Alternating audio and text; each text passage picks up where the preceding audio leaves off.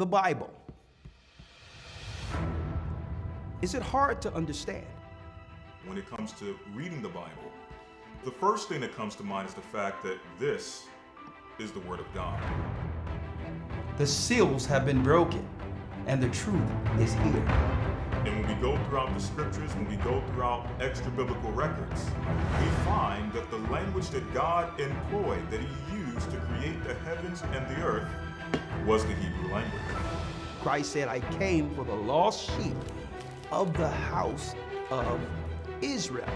But yet no one, no religious leader, no religious church out there anywhere can now identify the 12 tribes of Israel. Can we?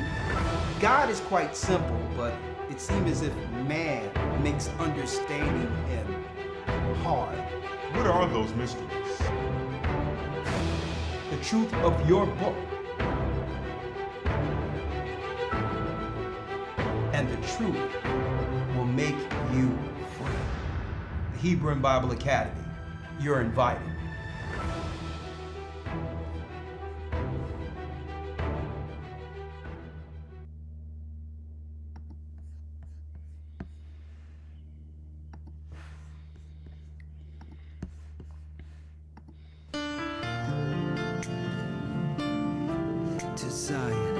Shalom, shalom. Come on in. I was lost, but now I'm found. Blessings to my brothers and sisters. Come on Child of Israel, I heard the sound. Hear the sound. Please give me the strength to stand today. With my eyes towards the east, show me the way to Zion. Zion.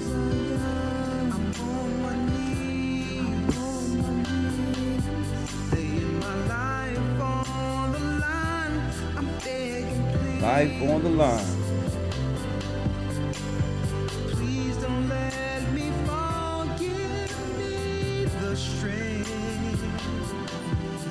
Place my feet, Lord, guide my path. Show me the way. Zion. To Zion. Shalom, brothers and sisters. I'm Elder Rawchaa of the Gathering of Christ Church, here live with Elder Lawya. He's back. All praises be to the Most High. Elder Lawya is back. And we're going into a lesson today, closing the door to the dark side. All praises be to the Almighty for another Sabbath. It's a blessing coming before you. Okay, I would be amiss if I didn't let you know that we will begin the new Hebrew and Bible Academy tomorrow early. We're going to start around 8:30 for the announcements, and then the classes will commence. The class, the creation of the universe, and we're going to show you portals. Why is NASA, Israel's space army, which they call it Space Force, and American Space Force? Why are they hurrying with this technology to get out into the stratosphere? You're going to realize that they've already got the technology to open portals for the final battle of Armageddon. And we're going to go into how these portals were created in the beginning. Why? Well, eventually, the Most High had it where what's up there would come down here.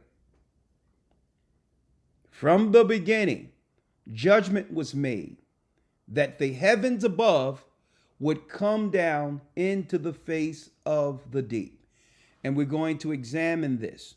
They have lied to us all, brothers and sisters. They made us believe that the earth was created through this big bang, and everything we see, the glory of the Almighty through His creation, was made out of nothing. Well, we're going to dispel all these satanic scientific myths tomorrow in our lesson, The Creation of the Universe, and I hope you all can join us. Go to historytimes.org to enroll. Shalom. How you doing, Elder Lawya? Shalom, sir. I'm doing very well. Shalom to the family as well. Shabbat shalom to the family. I'm glad to be back. All praises be to the Most High. I'm glad you're back. And I didn't want you traveling after just getting in from yesterday, still getting your bearings together through the flight. I mean, how many hours did you, was your flight altogether? Okay, so yeah, the way back from let me take it from here. From Zimbabwe to Johannesburg, that's about an hour and a half, just under 2 hours. And then from Johannesburg to Newark, that's about 16 and a half hours. And then you had to go from Newark back home. Which is about another hour.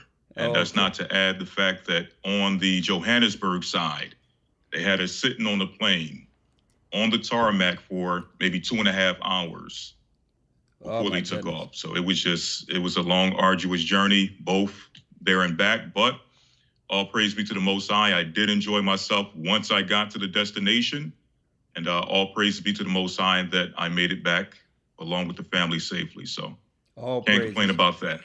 Well, I know the angels were on those wings, brother, and I thank the Most High to have you back, starting tomorrow for the Hebrew and Bible Academy. Let me ask you, the people, the family, how are they doing over there? The people, the family, Zimbabwe, those who praise the Most High and understand this truth, how are they doing? The family is doing well. I had an opportunity to spend some quality time with the family, both a few people from the church family, but mainly, close relatives, close family members who are there. And also I want to send out a shout out and some love to the family also over in South Africa.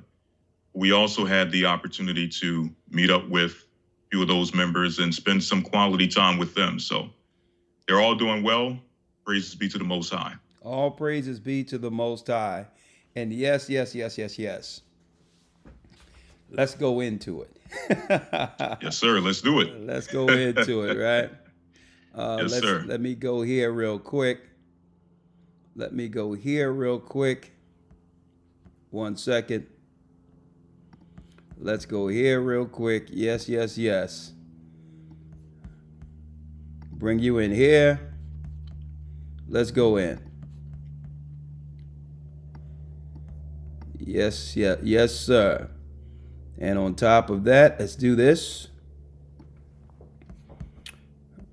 Yes. Here we go. I'm excited about tomorrow, brother. Tomorrow begins our new academy. I'm excited about it. I can't wait for tomorrow, actually, where we'll be diving into a brand new theme for this academy. Gone. The theme, let me put it up here and center it for all to see. The theme, the fall of the last empire. You see the Rome, see the fire burning behind Rome, and in the silhouette of it all is the Statue of Liberty. Boy, do we have some lessons in store for our brothers and sisters. I'll tell you, the election outcomes, war in the Middle East, hurricanes, earthquakes, the fact that there will be a truck driver strike leading to a famine. Is World War III impending? How will that impact all of us? We're going to talk about that, getting through Jacob's trouble. The final path to the mark. That's where our church began, with the path to the mark, traveling throughout the whole United States, letting them know that there's a satanic plan to mark and chip everyone, change the commerce, and to track all people on earth under a new world order. And now we're here. It so happens Elon Musk, who no one knew about in 2009, Elder Lawya, is a key component into what the Most High showed us near 2007 and 2008 to bring this whole thing together. And I'm so glad the Most High have given us the power through understanding to help so many of our people understand. Let me get that bug out of here. To understand, and through that time, Elder, we have pulled many people out of the matrix through baptism. Right. Right? Right. So really, it has always been a proxy war against our people, but they try to play dumb and make it seem like it's everything else without stating the obvious, that they're really directly through their governmental conspiracies are focusing on destroying the lost tribes of Israel. And I'm so glad we have this truth so that we can bring everything into perspective, right? And that's what we're going to do with this path to the mark, and let everyone know that it's really about them destroying God's people, right? And they need the technology to identify everyone's genome, bioweapons, and others to make sure that not one of us are left through Satan's plan. And I'm going to be going into that, folks. Now, of course, they're scorching the earth and they're seeking to destroy everyone who believe in Christ. But there is a physical people they have always been after and always attempted to keep under check. And we're going to go into that. The path to the mark, the return of the hidden gods, the fall of America, which is the fall of the last empire. I hope to see you all there tomorrow. One moment. One moment, Elder Lawya, okay? Yes, sir.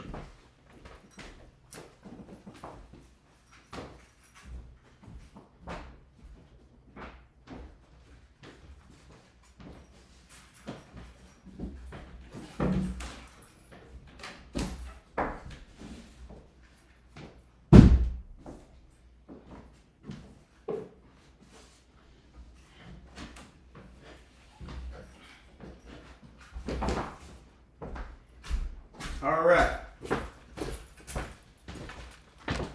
Jumping right in, brothers and sisters, please hit the like button. Please hit the like button. So again, go to historytimes.org to enroll, and it starts 9 in the morning. All right. The proceeds help the work. It helps fund the elders who are doing the work to finish bringing forth this kingdom, okay? So please come through these classes.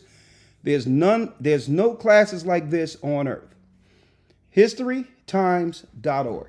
Now, Elder Lawya, you know I didn't get an opportunity to talk to you about the outcome of this so-called election, right? And how many people are going bat crap out of their minds now that Trump is in position. Now, we all know that either side is under the same dark power, right? Democrat or Republicans. But the politicians aside, Trump and Kamala, the East Indian, aside, what I am in general, I'm proud of our people through this whole process. And when I say I'm proud of our people, I'm not talking about the ones who voted. See? I'm talking about, Elder Lawya, the ones who didn't. Gone. Because really, that's the conversation mainstream media isn't having. The Democrats, whom our people usually choose at almost 100% clip, well, many of us didn't vote at all, and that's the true reason the Democrats lost. But the mainstream don't want to talk about this because they don't want to let us know how important we are in keeping this so-called democracy going. And what happens when the children of Israel bow out. When Judah bows out altogether, we take our spirit with us. See? We take our spirit with us. So without our spirit, the Democrats cannot fly. You can't cobble together a constituency through gays, minorities, people of color, white women, and cobble them into a strong constituency that would oppose the other side. So what was holding that party up the whole time? We were. So when you pull us out, you see that there's no power with LGBTQ. It was the power they get through our voting bloc. There's no power through these crazed white liberals, because there's not enough of them to make a constituency to oppose the other side. I just hope our people understand through this process our true power. This thing doesn't work without us.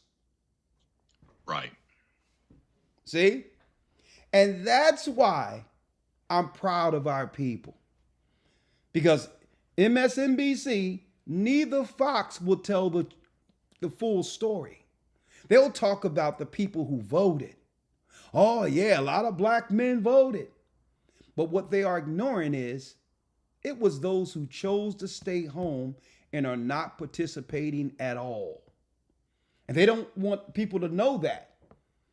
See, they don't want people to know that, because why? If people decide not to deal with the process, this whole thing crumbles. So I'm proud of our people stepping away, because you would have thought that they would have appreciated the main voting bloc that made Democrats a power political party. They use our vote and just cast us to the side and give it to everyone else. Gays, Israel, Ukraine. And without us, there is no Democrat Party. So I'm proud of our brothers and sisters who sent a serious message. We see now. We're not going back. Now. That's right. Now, we're going into a lesson today. Now, before we do that, real quick, Elder Lawya, if you will, let's do the Hebrew Credo. Yes, sir. Shema Yasha'Allah Ahaya Allahayanawa Ahaya Achad. Shema Yasha'Allah Ahaya Allahayanawa Ahaya Achad. Hear, O Israel, the Lord our God is one. Hear, O Israel, the Lord our God is one God. Now, Elder Lawya, let's go in. Yes, sir. Let's do it. This is why I'm glad. A lot of people don't understand why I'm so happy the Democrats lost. This have nothing to do with the other side. But look what they tried to align with our people. I don't want these white liberals talking about they here to protect the racism against blacks and all these others. We don't want your protection. We don't want you trying to lump us up with you.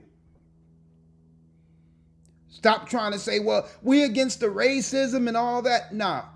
Keep our people out of this. We can protect ourselves. Because you only use us to politically grandize and benefit your selfishness. You're only using our voting for you. Let me show you this, Elder Lawya. That's why I titled this Closing the Door to the Dark Side. Check this out. On the screen. Look at these nut jobs. These were the people they attempted to lump us with. And guess what? This election showed so much of what's the mindset behind the people who they have aligned with the children of Israel. Look at this. This nonsense. This is from a developing story, the Toronto Star in Canada. These witches, Elder Lawya, are trying to use their power to defeat Donald Trump. Wow. Now, I did some research on this. I was going to talk about this Wednesday, but I'm going to let you know what we're going into next Wednesday a little later. These witches and a gay warlock in the middle there came together, went online, and attempt to have all witches and warlocks everywhere to come together to cast a curse on Donald Trump. Right? So listen, we're not for Trump, but we are against witchcraft. So what is it about Donald Trump that threaten witches and warlocks? Now listen to this. Meanwhile, charismatic Christians gather and pray for Trump, likened by a movement leader to the biblical King Cyrus. Right? Now, we're not with the other side either. These modern day Christians are pagans.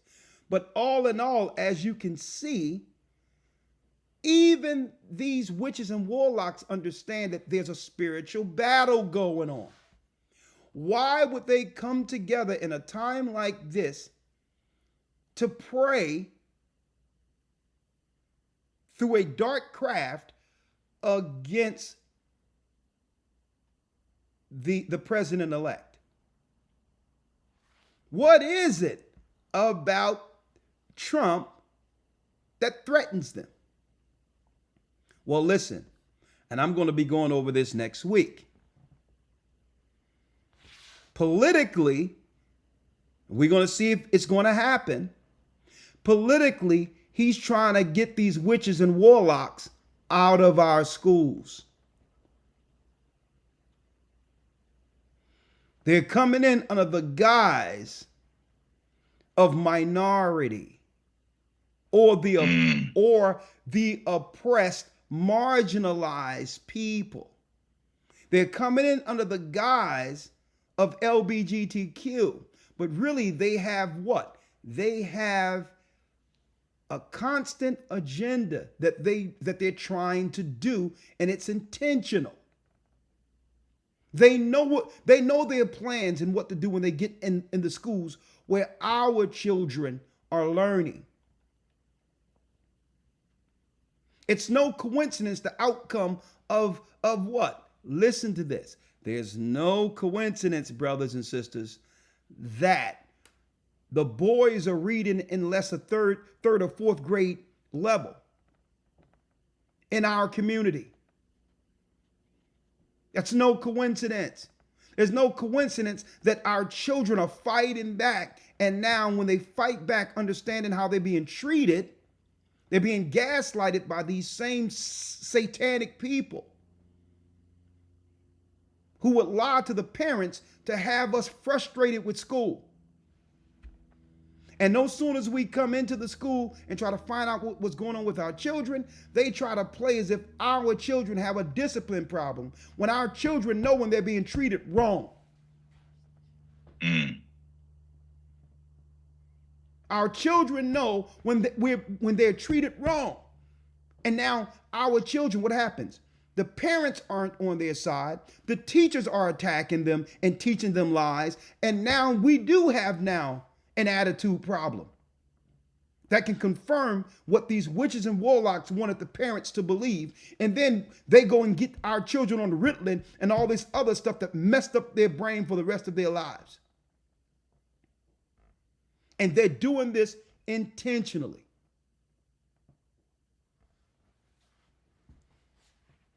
Come to find out, there was one school, Elder Lawya, where every day the little boy, the teacher was trying to was dressing up the little boy in a dress every day without the family knowing. Wow.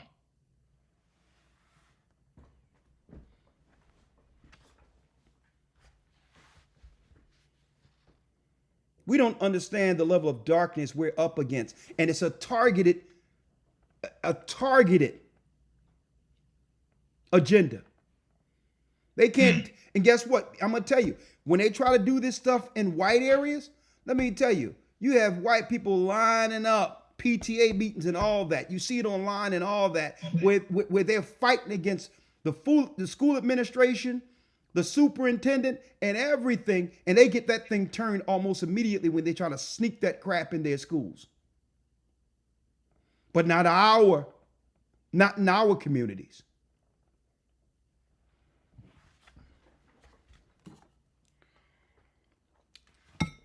So listen, this lets you know the level of darkness we're up against. These witches are trying to use their power to defeat Donald Trump. And now you wonder why they were crying and they're so upset and crazed.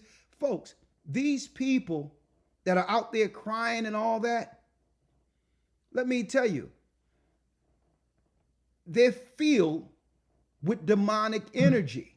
They've been possessed. You got a lot of women out here crying that they're not going to have the opportunity, and they're lamenting the fact that they're not going to have the opportunity to kill their children. I need y'all to think about this. Then they're saying, well, this guy is bad. He's racist. He's this, that, and the other. Okay, he's all that. But you're the one who's crying because you believe you're not going to have the right to get rid of your child. What makes him worse? Or do you need that blood of Moloch to feed that demonic spirit? That's what the witches aren't telling you.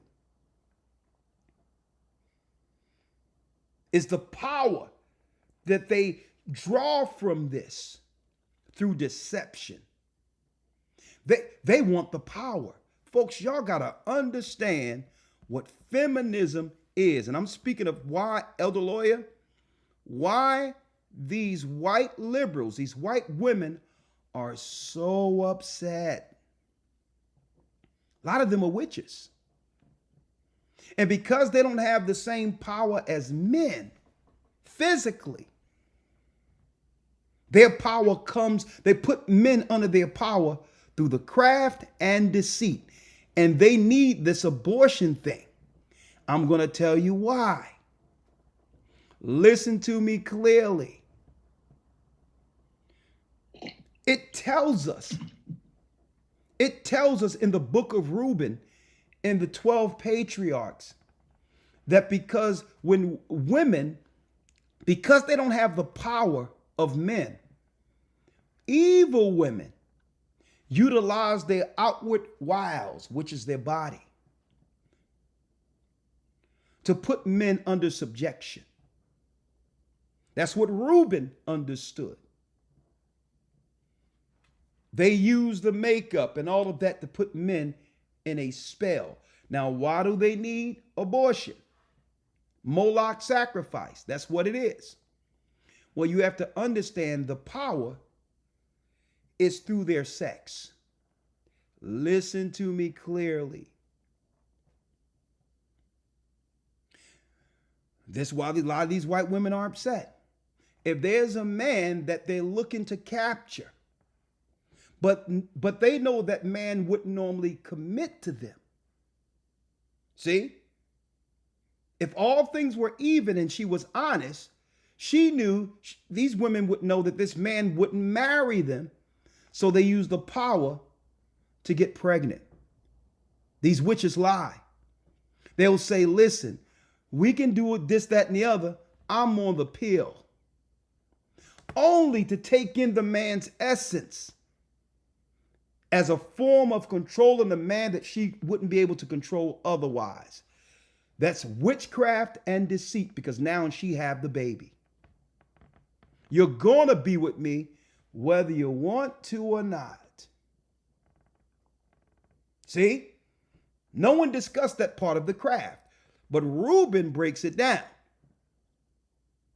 The mind of some of these women, not all, but women will get with a man who they know really don't want to be with them, but if you can take their essence, they're under your power. That's witchcraft. That's witchcraft. Now you have full control over this man. Or the other way. If you want to crush a man who you didn't want to be with, but end up slipping and getting pregnant, you now have the power to take away his future prodigy, his seed. And you can legally get rid of someone's prodigy, his future, his son. That's power. Folks, that's what they're not telling you. The true reason they're crying is because without this, they feel powerless. Where they won't have the lane backed by the government to deceive and put men under their foot. See, a lot of you thought, okay, it don't make sense what's going on with these women. Folks, guess what? They're reading the tea leaves. They understand clearly what all of this means. That their power to manipulate can now get interfered. These are witches, folks. Now, how do we know they're witches? We're going into closing the dark side. And this is why, let me tell you, hence the reason, Elder Lawya, hence the reason you notice the witches, warlocks, the Hindus and all that, even the Muslims, there's only one book they concentrate on getting out of the way throughout all of this. That's the Bible. That's right. Because only the Bible can identify the Gentiles, the Satanist, true intent against us. They say, get that Bible out of the way. We don't deal with every time we come with the Bible, they try to claim, oh, we don't deal with religion. Witchcraft is a religion. That's right. Hoodoo is a religion. Hindu is a religion. Islam is a religion. So that means the only religion you so-called try to stifle in conversation is that belief that's attached to the Bible. So don't tell me you don't deal with religion. You just want us to put the only protection we have, our defense, which is the Bible, to the side. And that's their greatest weapon. I can show you the whole Democrat Party from Leviticus 18. Everything that we see that these witches feed off of is what God told us not to do. And they made a whole party out of it. So now we're going to understand why God, when our people came out of Egypt, gave us law. It's the law between the righteous side against the dark side. Elder Lawya, if you will, Yes, sir. Let's go to Leviticus 18.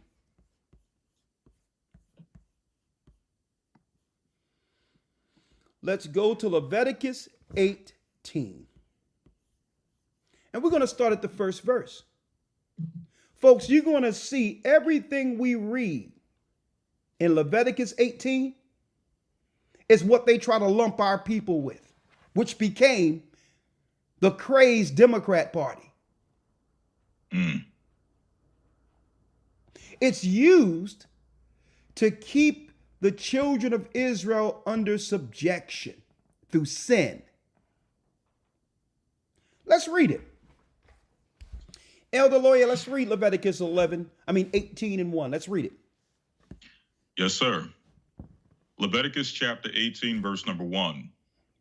And the Lord spake unto Moses, saying, Speak unto the children of Israel, and say unto them, I am the Lord your God. After the doings of the land of Egypt wherein ye dwelt, shall ye not do. And after the doings of the land of Canaan whither I bring you, shall ye not do. Neither shall ye walk in their ordinances. Neither shall you walk in their ordinances. Folks, because believe it or not, folks, all of what the Most High is forbidding us to do was codified in law with the Egyptians. Everything the Most High is about to show us, the high rungs of power and the high class that made the Egyptian power was into these things. He says, don't walk after their ordinances. See? They could do these things and it was widely accepted amongst the Egyptians. Let's read. Yes, sir. Verse number 4. Ye shall do my judgments and keep mine ordinances to walk therein. I'm the Lord your God. I'm giving you ordinances, moral laws to live by, opposed to what you witnessed in Egypt. Read. 5. Ye shall therefore keep my statutes and my judgments, which if a man do, he shall live in them. I'm the Lord. I'm the Lord. You do these, you live in the light. You live in the light. Read. 6. None of you shall approach to any that is near to kin of him, to uncover their nakedness. I'm the Lord. Sleeping with your family members. Okay? Incest and all these others. The Egyptians were doing this. That's accepted with the Egyptians. Inordinate sexual behavior. And why did the Most High say stay away from this? It opens up a dark side. Read. Yes, sir. Verse 7. number 7. The nakedness of thy father or the nakedness of thy mother shalt thou not uncover. Shalt thou not uncover. They just showed not too long ago. And it's a shame that our people have fallen into this mess. A grown woman, not too long ago, I seen this last week, sleeping with her teenage son.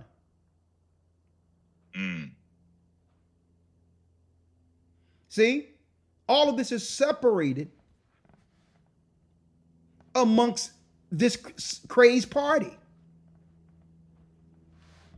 Read. Verse number 8. She is the thy nakedness mother. of thy father's wife shalt thou not uncover. She is thy mother. Thou shalt not uncover her nakedness. Speaking of a boy dealing with his mother. The Egyptians were doing this mess. Read. 8. The nakedness of thy father's wife shalt thou not uncover. It is thy father's nakedness. Sleeping with the father's wife. See? You can have some people who what? Where the mother no longer lives, or something happened and the father has a new wife, and then the son and the wife, his father's wife, end up hooking up. Man, think about this, folks. Matter of fact, this sound, Elder Lawyer, almost like one of those crazed web sites that are out. Something Star Hip Hop. What's the name of this thing? World Star Hip Hop. World Star Hip Hop. This is the stuff you would hear there. Mm-hmm. If you want to take it back in the day, this sounds like a Jerry Springer episode. Yes, a Jerry Springer episode.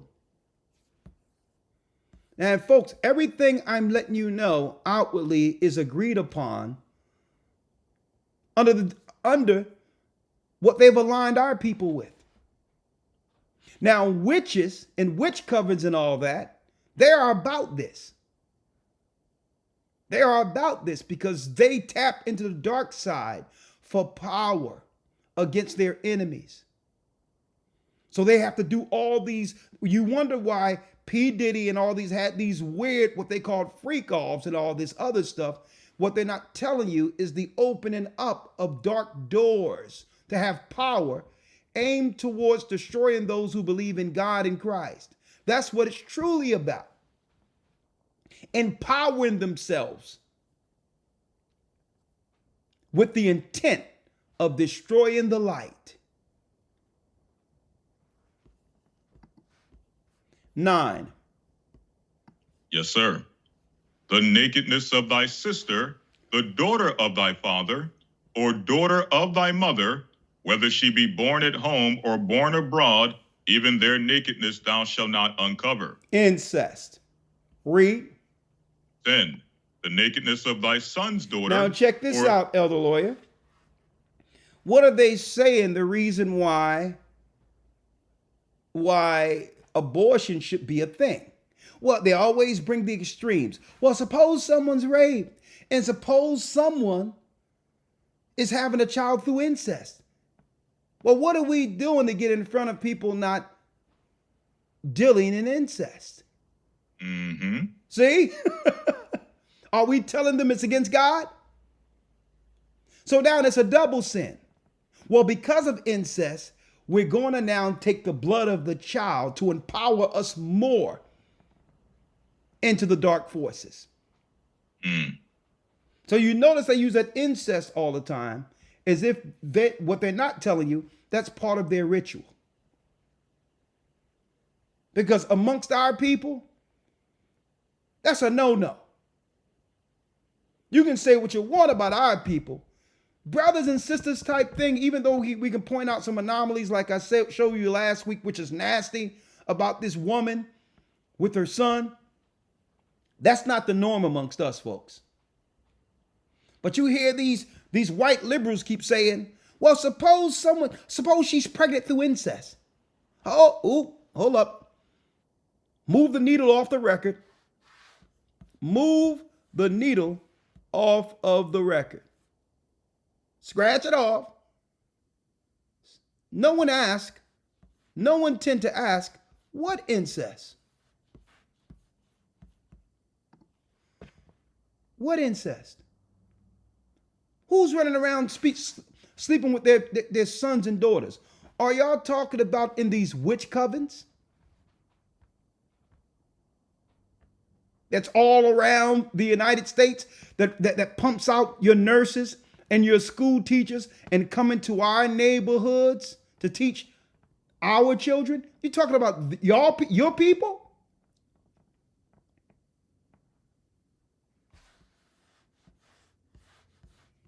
Because incest is against our God. And this is why I don't understand how Christians who believe in God could back a known dark side, a party that's overt against God.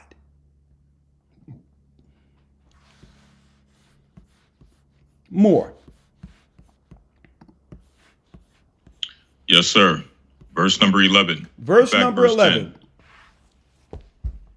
Yes, sir. Picking up from verse 10, the nakedness of thy son's daughter, or the nakedness or of thy daughter's daughter, even their nakedness shalt thou not uncover, for theirs is thine own nakedness. Read. 11. The nakedness of thy father's wife's daughter, begotten of thy father, she is thy sister. Thou shalt not uncover her nakedness. Brothers and sisters are a no-no. And you notice, folks, with these letters, they continually expand these letters to whatever group or group of people who are seeking to deal with what? Perversions, perverted acts of sexual activity against the standard God intended. It's an anti-God, anti-Christ party. Straight out. 12. Verse 12. Thou shalt not uncover the nakedness of thy father's sister. She is thy father's near kinswoman. The aunt. Thou shalt Read. Thou shalt not uncover the nakedness of thy mother's sister, for she is thy mother's near kinswoman. Look at your aunt. Read. Thou shalt not uncover the nakedness of thy father's brother. Thou shalt not approach to his wife. She is thine aunt. Read. Your father's brother. Speaking of someone dealing with their father's brother, which is the aunt. Read. Yes, sir. Verse number 15. Thou shalt not uncover the nakedness of thy daughter-in-law. She is thy son's wife. Thou shalt not uncover her nakedness. Read. Thou shalt not uncover the nakedness of thy brother's wife. It is thy brother's nakedness. Read on. Thou shalt not uncover the nakedness of a woman and her daughter. Neither shalt thou take her son's daughter or her daughter's daughter to uncover their nakedness, for they are her near kinswoman. Read. It is wickedness. It is wickedness. Look what they've allowed to fester amongst our people now. Since what they would call, since what they would call sexual liberation have become the political or the status quo amongst those in America now. Think about this. When they talk about when they talk about the sexual revolution, folks, this is what they're talking about. Mm-hmm. Being free to deal with whomever you would like. That's right. Read. Verse number 18.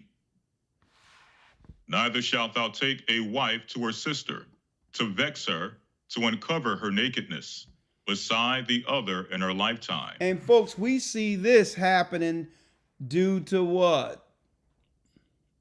When people feel scorned or hurt. And guess what? There's no shame about it now in Elder Rawchaa. I've seen it online where, okay, you did this to me, and a guy go deal with the girl's sister, his girlfriend or his wife's sister, and vice versa. Right. I seen a girl online bragging that she dealt after getting hurt by the man she was with and went and dealt with the brother's father.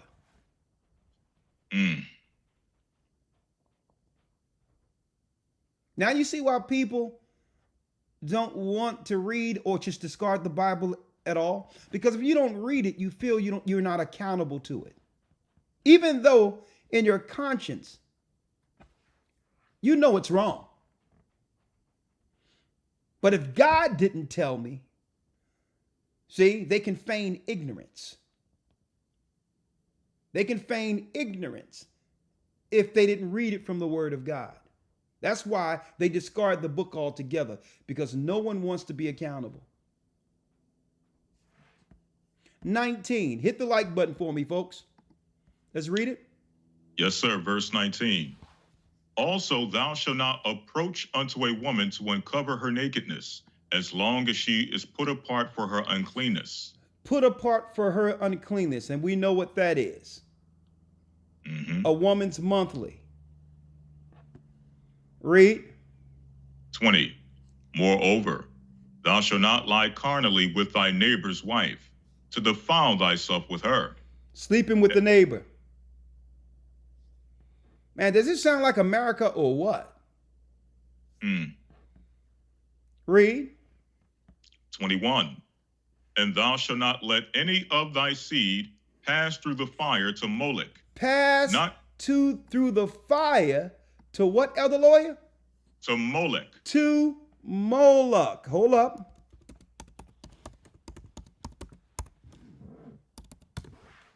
I'm going to show you what we're really dealing with. I'm going to show you what we're really dealing with here.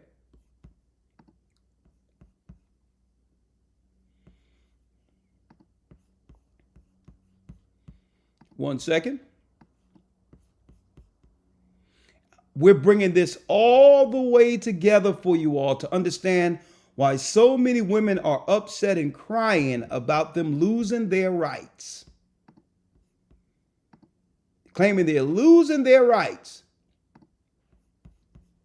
because Trump is in power.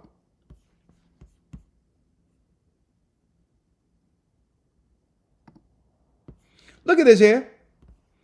When I told y'all about the witch coven, 125,000 people got together in Chicago in 1933. And what did they do? Fair use. For educational purposes only. This is what they did.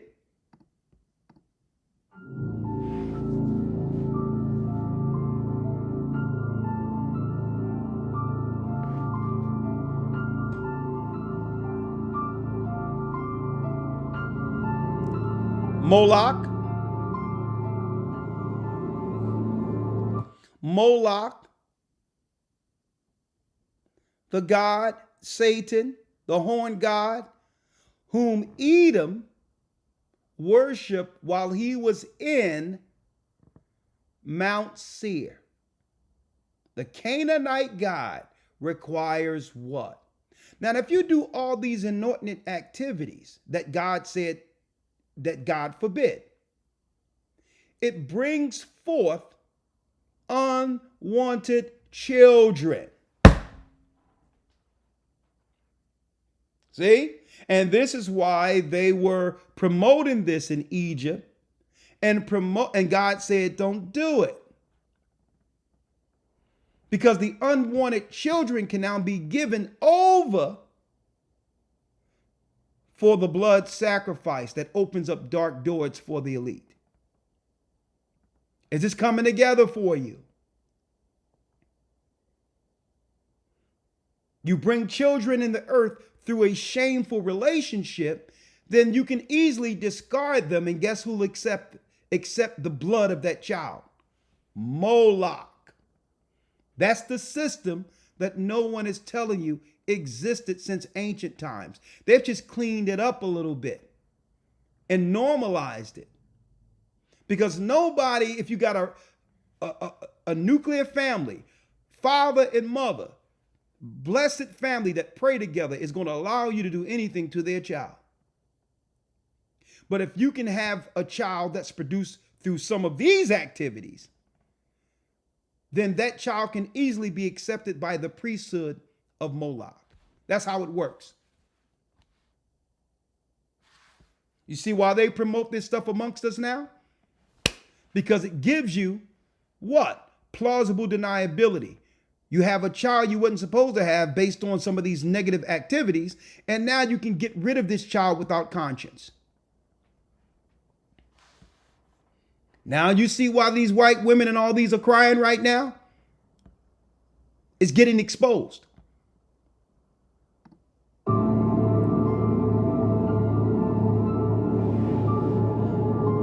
Hit the like button. 1933. Here's your crazed white liberals that are teaching your children and that are advising you and counseling you and are tricking you in the schools to give your children up to them.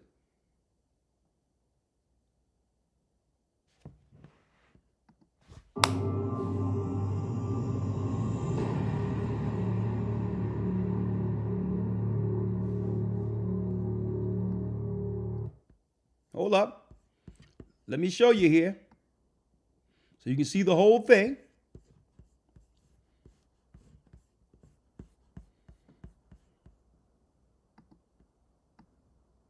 It says here, mock child sacrifice to Moloch in 1933 World's Fair.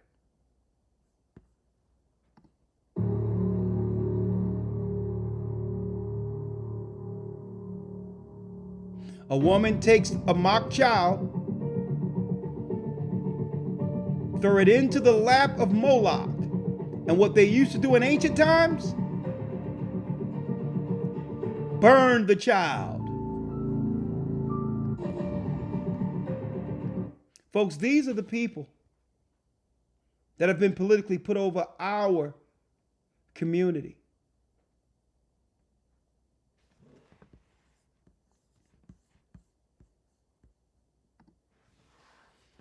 Now, it also go into the religion of these people who are behind these secret sacrifices to the dark side. Christ identified them as the synagogue of Satan.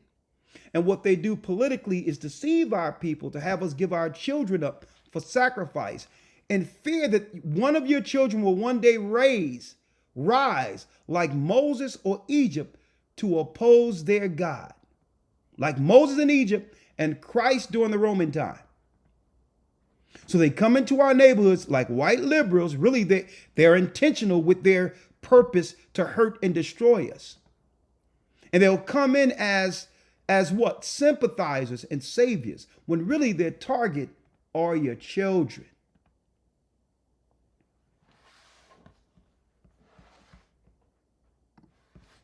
Let's go back, Elder Lawya, if you will. Yes, sir. And it says 21, let's read that. And thou shalt not let any of thy seed pass through the fire to Molech. Pass to the fire through Moloch. What is that today? Abortion. That's a ritual. Getting rid of unwanted children to the god Moloch, which empowers the people, the witches and warlocks who have convinced you to do that. You have given the power of life and death over to Satan's overlords. See? You understand? This is why I'm so happy that a lot of our people, the real people who influenced this election, are those who didn't vote at all. Mm-hmm. Because we're weighing this in the balance. The concerns they claim they have about another man from a different party, the negatives of this person pales in comparison to the death that's promoted within the Democrat Party. It's hypocrisy. It's hypocrisy. Talking about we're going to lose our rights. What? The right to do what? To use deceit? To use children as power to control men? Huh? The family courts, all of this stuff is filled with these same people, folks.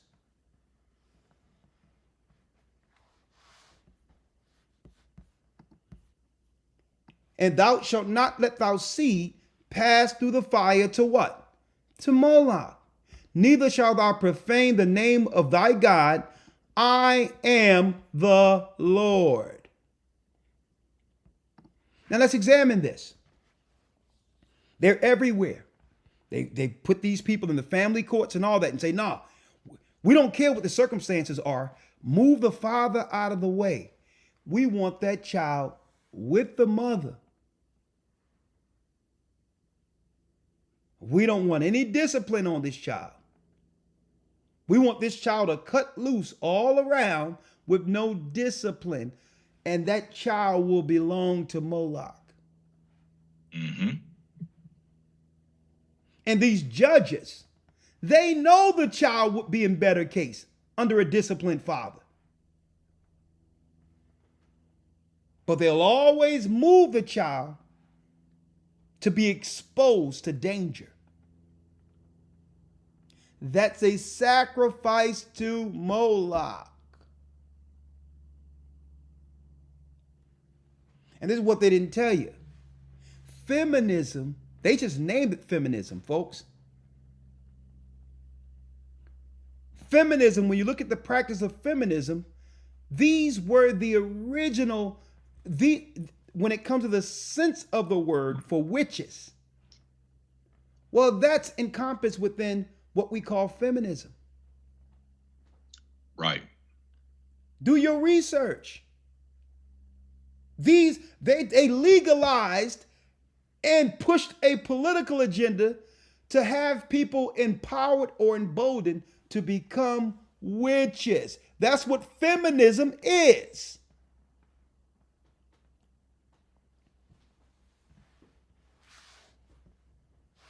Now, so here's the problem. The problem is, and I'm going to go back to these scriptures in a moment. The problem is, white men empowered white women to keep us in check. See? There was never an intent for white women to leave the farm altogether, not realizing their true place. That you really don't have any power. White women only have the power white men gave them. And this is what they fear with Trump. White women really don't have any power. But they left the farm, not realizing their place. And now, when they put Moloch into our neighborhoods, they were intended to control the population of our children, of our people not multiplying. Now, their birth rates are down. White men is like, well, hold up. We wanted you to go into the neighborhoods and twist them up. You're not supposed to stop having our children. See how this works? You see how this works? So white men who gave you the power to control us in our neighborhoods, to become these crazed nurses and teachers that would mess our children's brains up, that was your job. Your job was to influence black women to get rid of their children. You were not supposed to get rid of the white man's children. That wasn't the plan. So now the same white man who gave you that power is taking it back. Because you don't really have power. How do you know you really don't have power? There's no such thing as white woman power or black woman power. You know how you know you don't have any power? Because the power was given to you. The person who gives the power have the power. See that? They just make you believe you're powerful. You don't have any power. White women have the power white men gave to them. Period. Mm-hmm.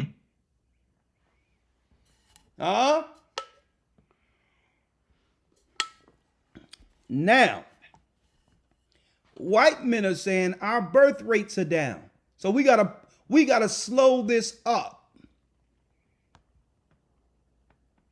So that takes away the power. If they can't get rid of their children, these women, now that takes away their power to deceive. See? Or to trap people and all these others. Now men are going to see, well, hold up now. Even men, white men or black men, whoever into that in the world, are going to look at this and say, well, hold up. Because I don't really want to be with you. If you get pregnant, I don't want that child. So I tell you what, I'm not going to deal with you altogether. Okay. See? It makes it where the world will be forced to deal with relationships right. See? Mm-hmm. It makes it where you can't callously have sex without accountability and or responsibility, and they don't want that. Right. So, Elder Lawya, I had to look into it. I'm like, man, why is this abortion so important? For the life of me, I couldn't understand why they were crying and so upset, and then it clicked in my mind. Folks, these are witches. Okay? They can only win in a dark world through deceit. And abortion and the power to have children and control a person with it is part of their craft. It's part of their craft because without it, they feel powerless. I can't make this man do anything I want him to do. But if I got that child, I got him. That's witchcraft. Now, if he don't go the way I want, I'll make his life a living hell. That's a witch.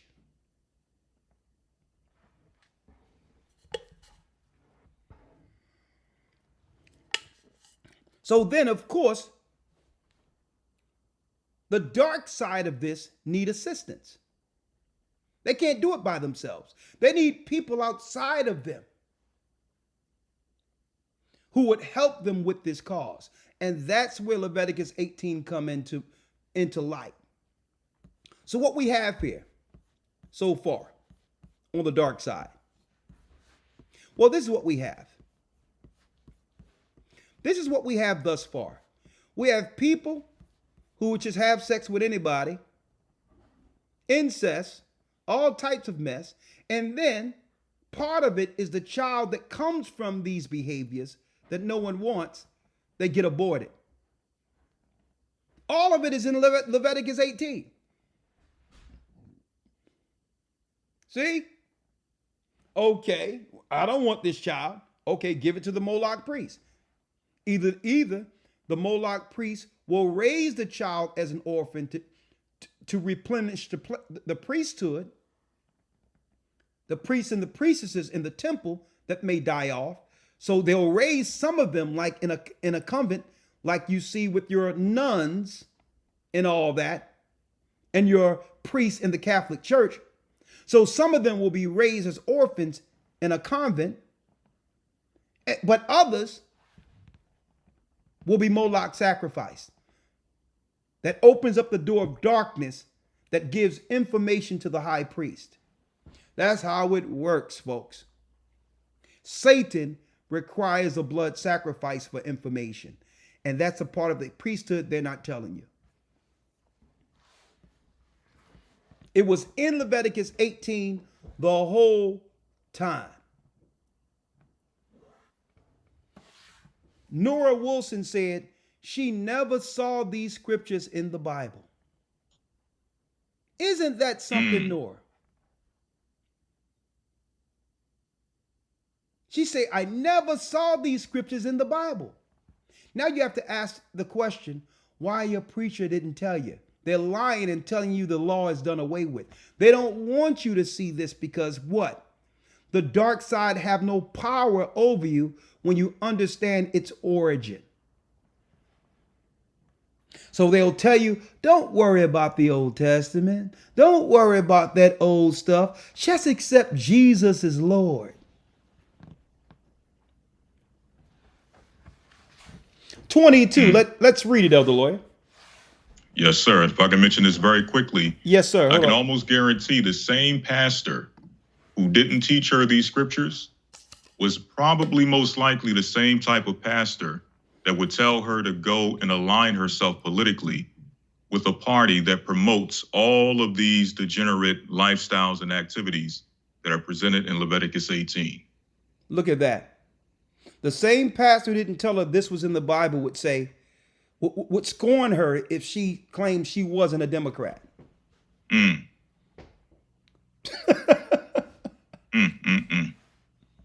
See this? So really in the Christian churches, folks, what we have are pagan priests of Moloch. If they're telling you to vote Democrat, they're telling you that they agree with the child sacrifice. They are priests of Moloch. Right. My friend, I grew up with Lewis Nash, who have a church in North Philadelphia, who ran for politics. And I told him back then that it's futile and it's ridiculous. You can't serve two masters. How can you be a politician and a pastor? Yet I digress. He said it was this Jewish guy that's really over the black politicians over in the inner cities who told him that the only way that he'll be back politically for city council, he would have to agree with the trans children bill that they're trying to pass in North Philadelphia. And he said the guy told him right out, either we rather have you as a pastor in this position, but you must agree with this. But if you don't do it, we're bringing this gay guy from Houston who we will back, and he'll have this place here in Philadelphia. They got a gay guy from Houston to become that part of city council that would pass that bill to have trans taught to children in North Philadelphia schools over a pastor because the pastor disagreed with it. Now, they would have rather for the pastor to agree with it because that gives it more power to say that a pastor who believes in the Bible would even pass something like this. And by doing that, more people would agree with it. And Lewis Nash said, no, I can't do that. I can't, in good conscience, sign that. He was like, well, you know what? We can't put money behind your campaign. And they went and got a gay guy from Houston, moved them into Philadelphia to take that spot. A gay black guy. Look at that. Because they understand what all of this is. That's in the communities pushing the politics. This is a dark war against the children of Judah.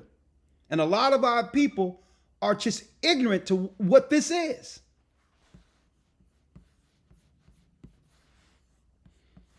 Good point, Elder Lawyer. All right, let's now go into it. Because right after the child sacrifice comes something else. Read the 22nd verse.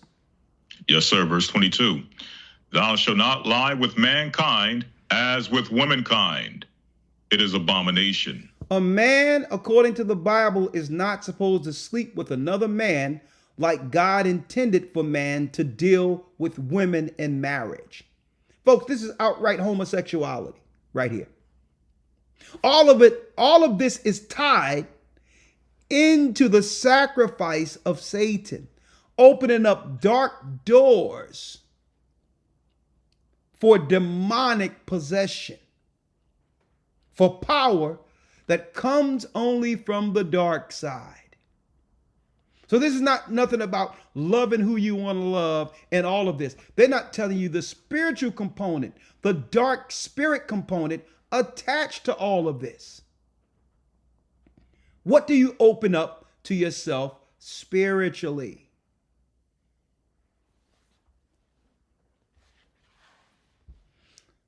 And then it goes back to when you look at Sean Combs' situation. Okay? All of this was him dealing in the dark arts amongst the satanic elite. There's questions out there with Clive Davis, allegedly, and other people. Now, Clive Davis not too long ago came out and said he realized that he was bisexual. You can find that online. But what we don't see is the ritualistic side of it and how they feel that dark energy benefits them.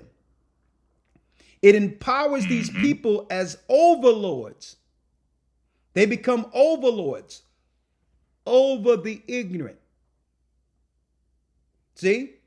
They become powerful over those they're seeking to control. And many people will sell their soul and all of that for that temporal power. But guess what? That power comes with what? An agreement to compromise yourself sexually. All of this is written of in Leviticus 18.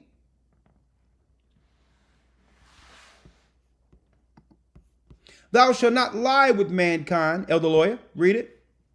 As with womankind, it is abomination. It is an abomination to God. What we're showing you folks is what was pushed right from the White House. Lighten the White House up in flag colors. And I tell people all the time that you don't know the symbolism that comes with these flags. They're actually flying in the United States and abroad.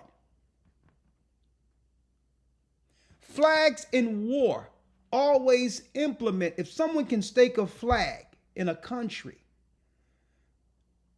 that's actually making a proclamation that you've conquered that particular territory.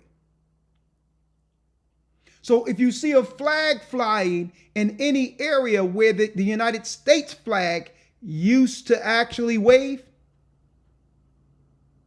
the United States flag represented them conquering the North American Indians and taking this land. The LBGT flag, Q flag, represents that now Americans have been conquered by them.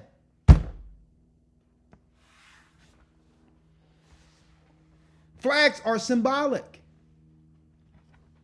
Why do you think they had Kamala over there in Africa resisting her, with Kamala threatening to take away financial aid in Africa if they don't fly the flag?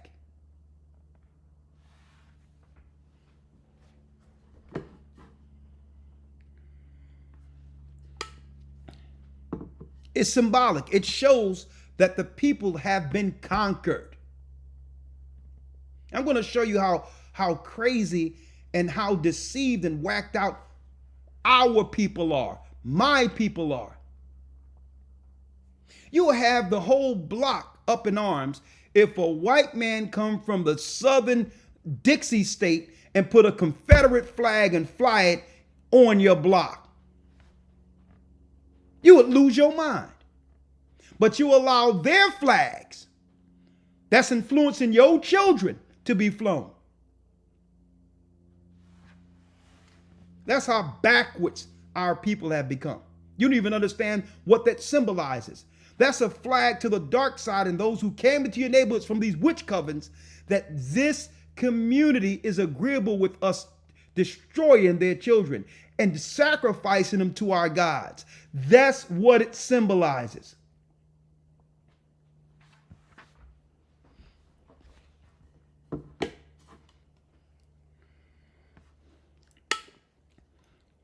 I'm just giving you all some insight because our people have no idea. We just say let people can do what they want to do as long as it don't affect me and all these others. But yet, if someone came on the block with a Confederate flag, now you upset? Right. now, oh man, he's racist. So the only thing that can get you up in arms for protecting your children is somebody who seemed racist. Man, you can't be Confederate flag. They'll be knocking on doors. The dope boys will come out and everything. Yo, dude, what are you doing? But then you'll get some witch somewhere from a witch coven that's dealing with all this dark magic, teaching your children the ABCs in your schools. Backward. Man, y'all doing a great job. Let me see what we have on the likes here real quick. Real quick.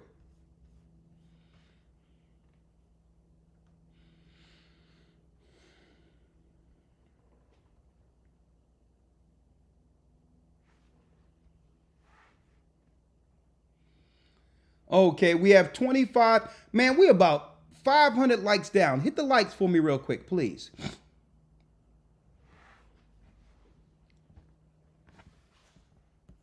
Right? Let's keep going, Elder Lawyer. All right, let's go down to, let's go back to 22. Yes, sir. Leviticus 18, verse number 22. Yes. Thou shalt not lie with mankind as with womankind. It is abomination. Come on. 23. Neither shalt thou lie with any beast to defile thyself therewith. Neither shall any woman stand before a beast to lie down thereto. It is confusion. Defile not yourselves in any of these things. So defile not yourselves in any of these things. Everything I've just mentioned, folks, are rituals amongst Satanists. Okay? Think about this, folks. Hey, under the Satanist Bible, they made a manifesto. And don't you know, under their Bible, the Satanist Bible, it's telling you thou shalt do everything God said don't do in the same chapter. It's the flip reverse in the Satanist book, manifesto. So all of these rituals are directly to Satan. It's as if, and they did this, they opened up what God said don't do and wrote a satanic Bible promoting the very reverse. That's Barack Obama, folks. That's what he promoted. That's what he let loose. That's what he let loose. Finish reading, Elder. Yes, sir. 24.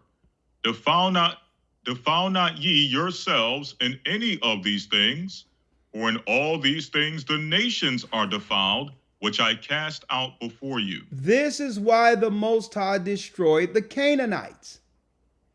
Hence the reason why the door is open for the Most High to judge America now. I thank the Most High. Viewing the sentiments of the outcome of this election, I thank the Most High that our people, that they're not talking about, this is what influenced this election, that our people, a large number, didn't vote at all. Now, the infighting between the Democrats and the Republicans, Bennett, we are not in it. We are not in that fight. But I'm going to tell you, the Democrats, they will do anything not to cede power. And this infighting is the end of America. Many things they're going to try to do from now to January, before the inauguration. I'm going to tell you this right now. Mm-hmm. Keep your eye on this, because why? Folks, all of this is because our people are waking up.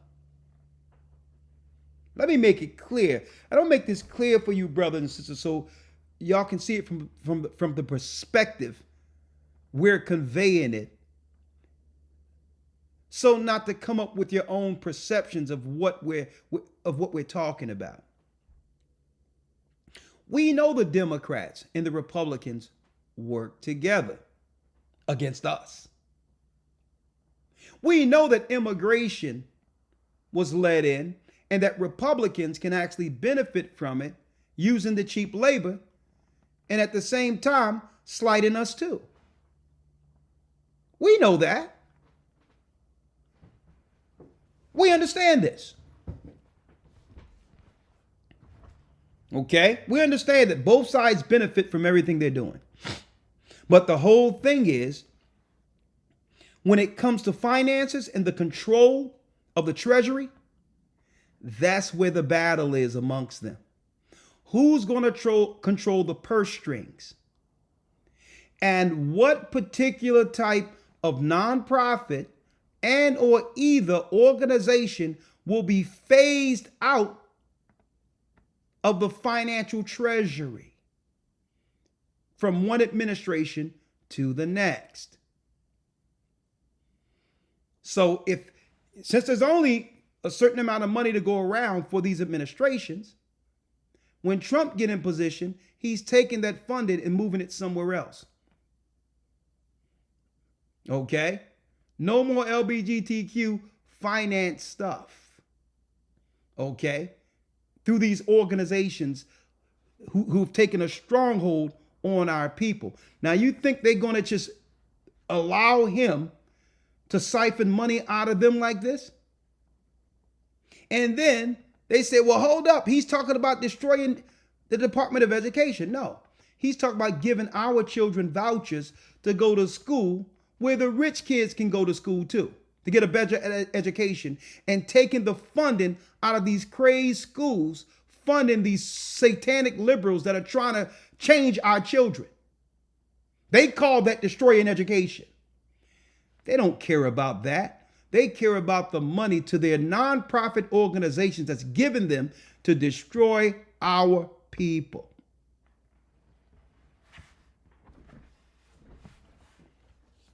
Okay?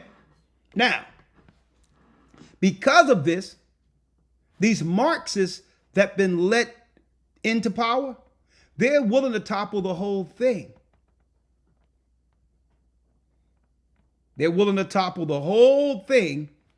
The stronghold they have in our neighborhoods, they're willing to topple the whole thing before ceding the finances that goes to their nonprofit organizations. Our impoverished state finances the white liberals. That's all they have, is their power over us. And without that, and without those organizations and money, they have nothing. Because white people in these suburbs aren't going to let them take their trash, teaching, and all that amongst their children. See that?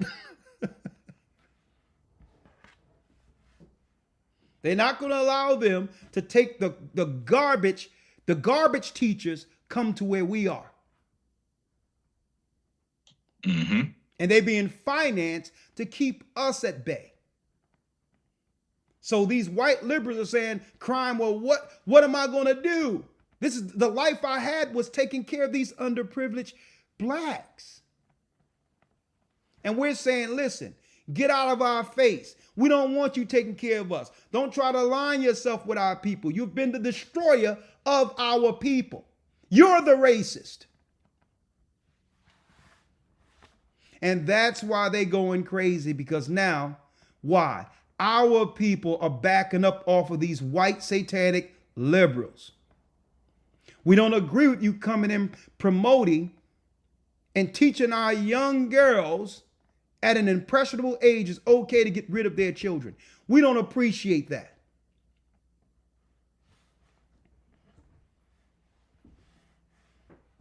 And our God is coming after you.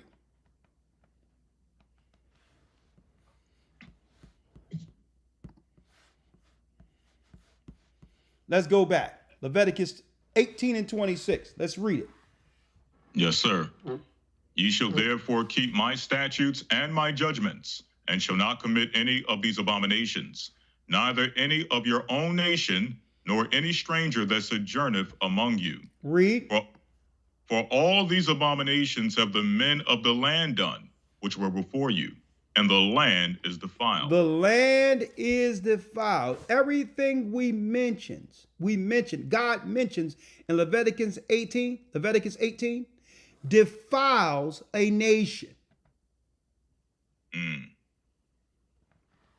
It defiles a nation. They have aligned our people with a bunch of nut jobs who are against family, who want to who want the right to get rid of children, who empowers women over men, leaving our women unprotected.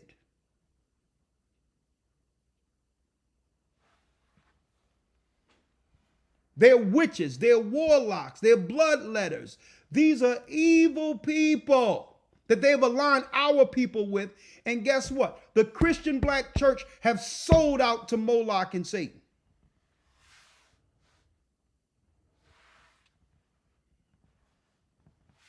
Straight sellouts. And now that a lot of our people are waking up, Elder Lawya, thank the Most High, because guess what? Before the black men begin to leave the Democrat Party, we in number left the black church without an announcement. See? The Most High woke us up and said, let's get out of this conclave of Moloch, this den of evil and wickedness and deception.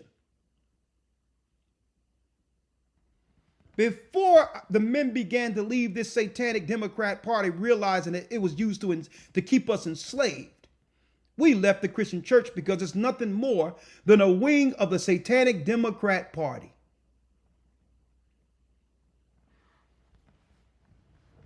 And because we left, and we're being empowered, we're being empowered by our God now.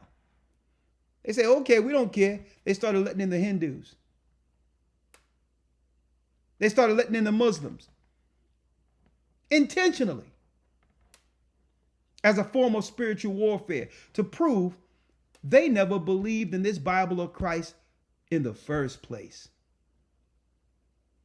They intentionally, synagogue of Satan and all that, begin to go into other countries who they know are against those who believe in God, against the Bible, and gave them what? Full citizenship in the United States to oppose the people who believe in God. And I'm going to tell you, this is a direct result, a direct response to black men standing up and leaving the church. They can't control us through that anymore. So now they bringing in the outside strangers to come against our people in the neighborhoods.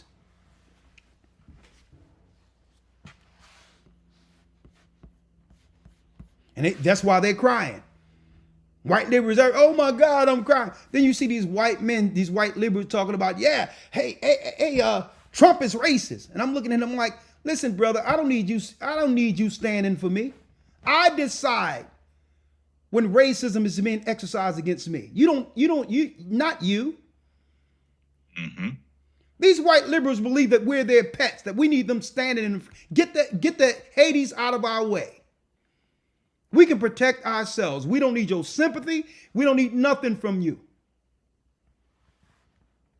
They're telling us, hey man, Trump, man, he's racist. I'm like, man, get out of my face. I determine what racist is. Racist is people like you in the neighborhood teaching us to kill ourselves through abortion, which is against my God. Guess what? I would rather deal with the racist who's not hiding his racism than deal with you. Okay? Understand that.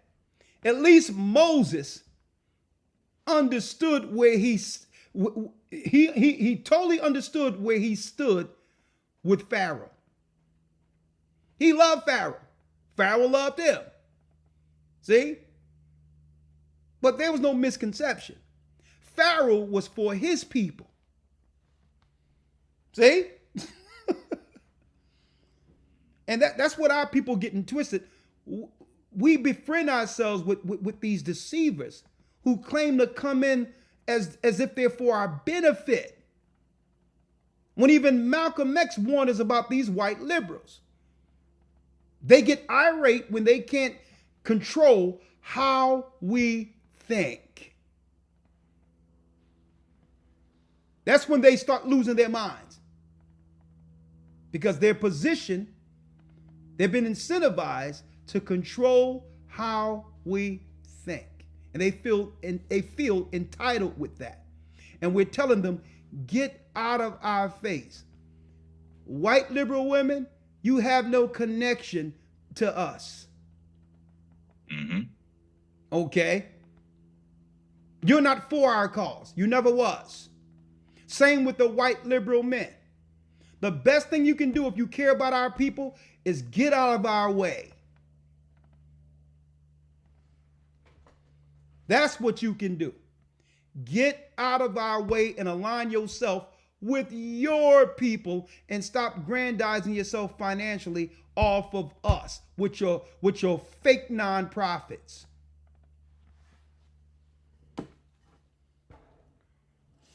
Uh-huh.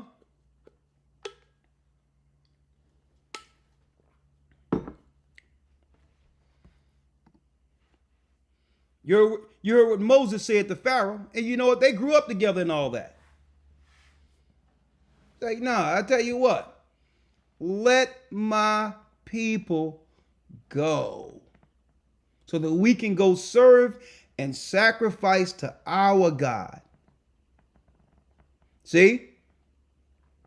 Do not try to convince us against our core moral beliefs by pushing all the things God said don't do on the impressionable.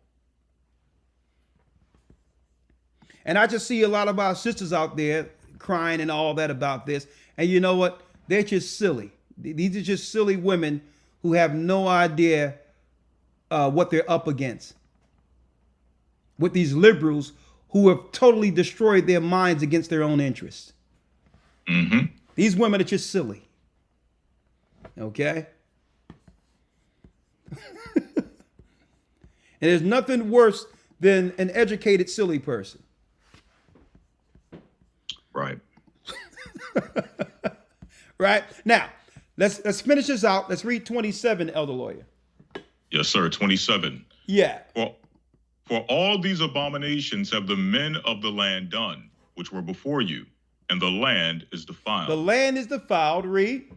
That the land spew you not out also when ye defile it, as it spewed out the nations that were before you. So eventually you get spewed out. At one point, America was predominantly a Christian nation. Now, of course, the truth wasn't out concerning the seals being broken, understanding who we are and what the true gospel is, but still at the core, the majority of the people in America once believed altogether that Christ is and was and is Lord. At one point. See?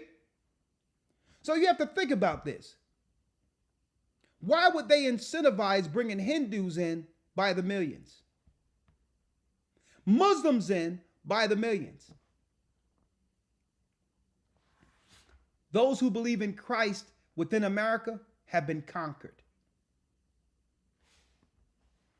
Don't forget, even Barack Obama came in, and his true name was what?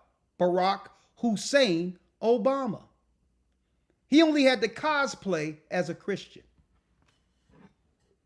Hey, I'll sing one of their Negro spirituals, and yeah. I have these Negroes eating out of my hand. Amazing grace.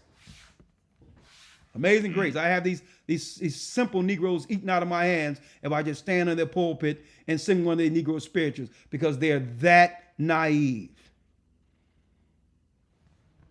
And he wasn't raised no Christian.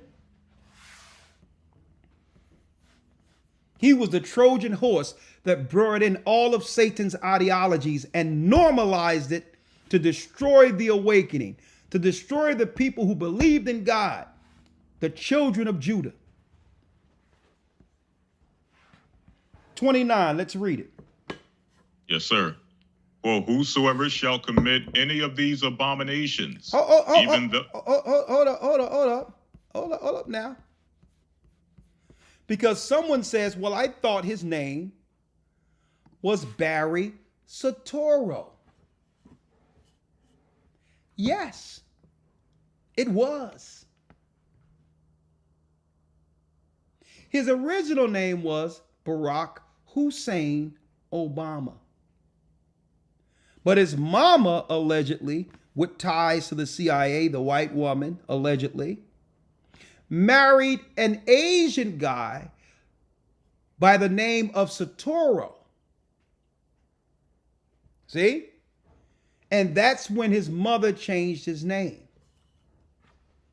Okay? He was really raised under Muslim values. And on top of that, Asian ideology while he was in Asia, Indonesia. He was raised under these alternative Eastern religions. And then, allegedly, was raised by Marxists. Okay?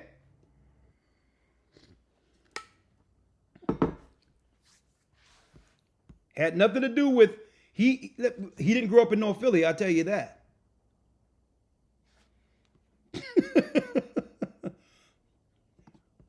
Right? And you know what? They knew, Elder Lawya, they understood that it was the perfect time to introduce something like Barack Obama. It was the perfect time for him to strike. Right. For them to strike with him. And they like, you know what? This guy is going to totally destroy them. It was a perfect time coming off of wars, Middle East, George Bush, and all that came with him. Our people began to do what? Walk away from the political process altogether, and he sucked us right back in. Well-spoken, tall, articulate. They raised him for this moment. And we put all of our spirit behind this guy. And what did he do with all that energy? He lit up the White House in a rainbow.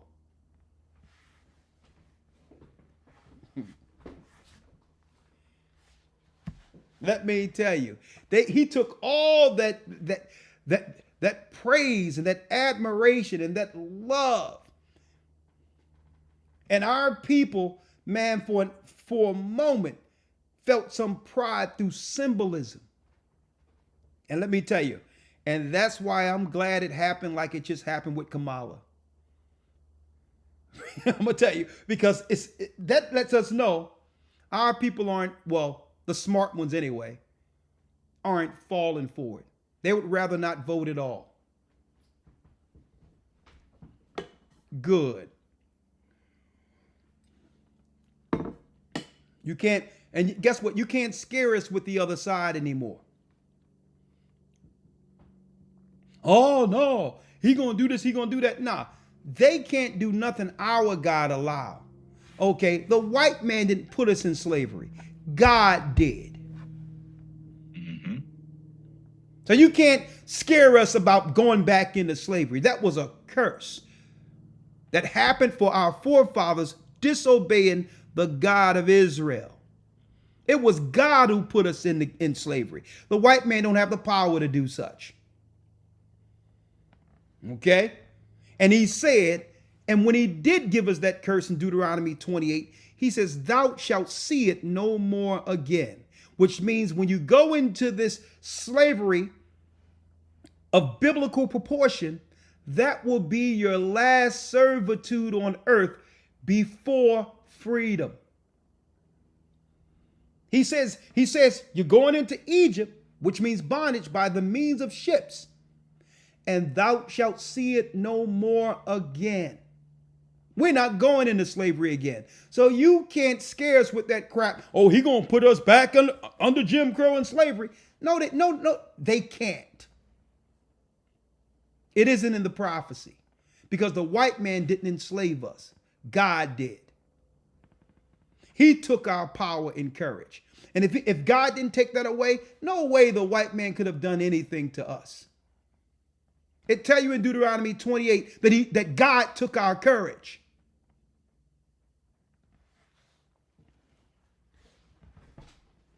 Okay? Let me tell you, folks, sometimes I travel into where I live and where I used to live in North Philadelphia and all that. I don't see no white guy walking down. I see white girls jogging and all that near Temple and all that when I used to go down there. But I don't see no white guy walking down the block that I used to live on without a concealed carry. Without either a concealed carry or a carry that can be seen. Okay?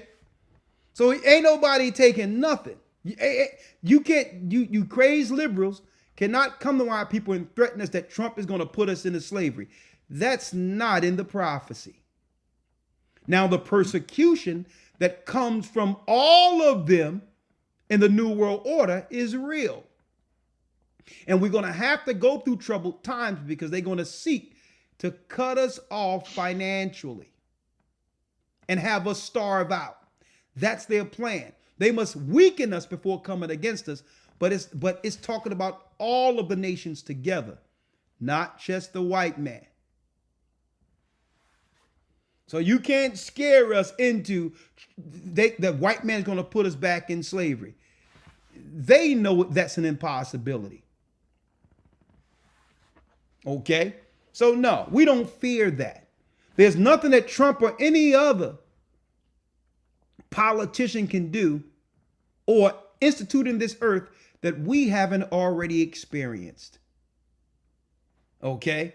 So take your scare tactics somewhere else. You don't care about our people going back into slavery. Okay? You care that you cannot use us and abuse us under these liberal policies which gives you power.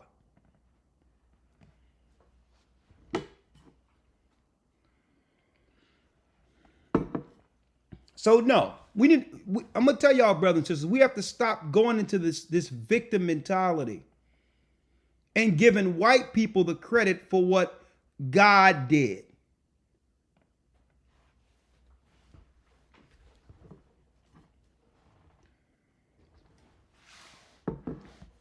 Okay? The white man didn't put nobody in slavery. He benefited from the curse.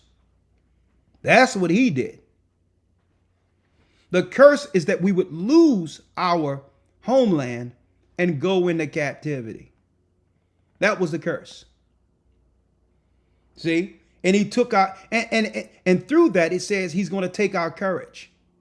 That means in areas we wouldn't normally fear, we would automatically become afraid as men.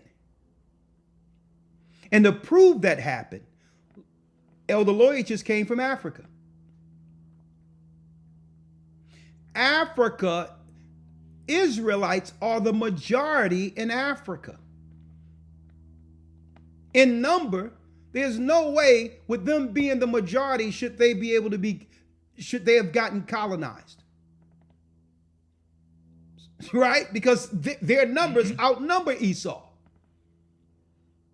But guess what? The numbers mean nothing if your courage is taken away. See? If the Most High didn't take that courage from Judah in the spirit, there's no way the white man could colonize Africa because they're grossly outnumbered.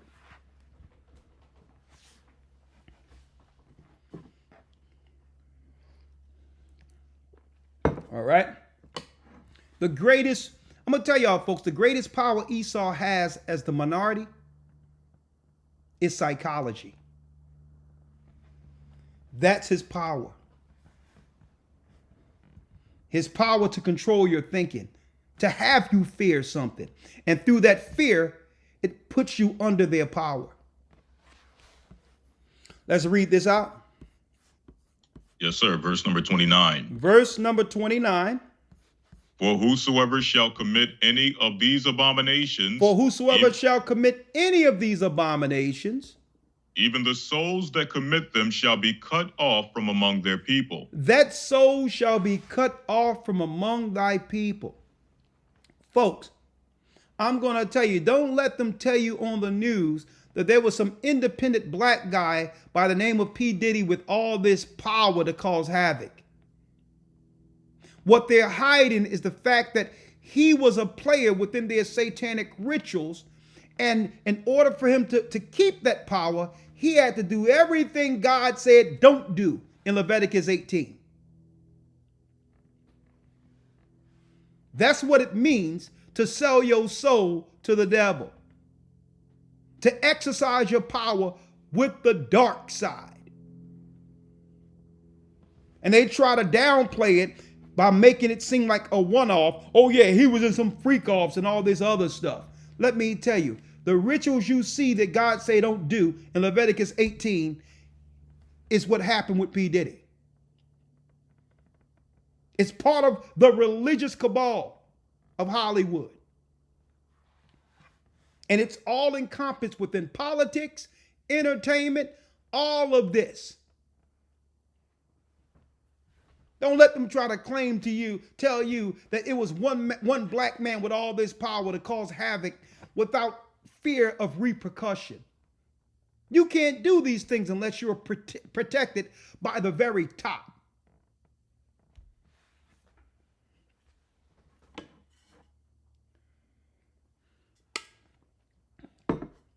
And folks, I'm going to tell you this too. It's deeper than money too.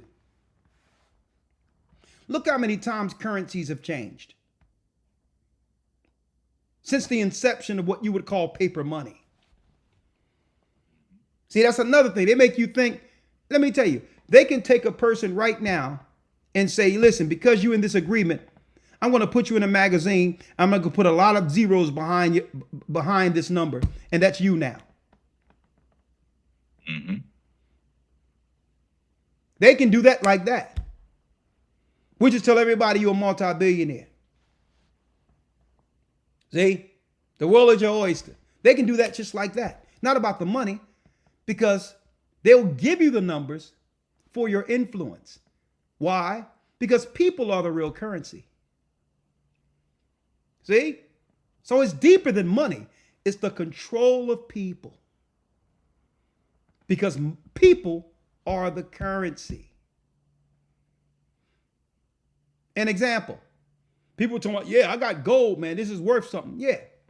But how are you going to get gold if man don't mine it? So who's really the currency? Right. See? It's all about money, man. People are money hungry and all that. You don't even realize the people who control things right now haven't seen a dollar bill in so long. You know how they purchase things? They make a phone call and it comes to their door. They'll go to a supermarket and guess what? There is no money. They'll wave their hand. So we have to get out of this mentality, man. People are doing this for money. Nah. It's about power. And from what source they're receiving it. And this is why the Bible give you Leviticus 18, because this gives you the doorway.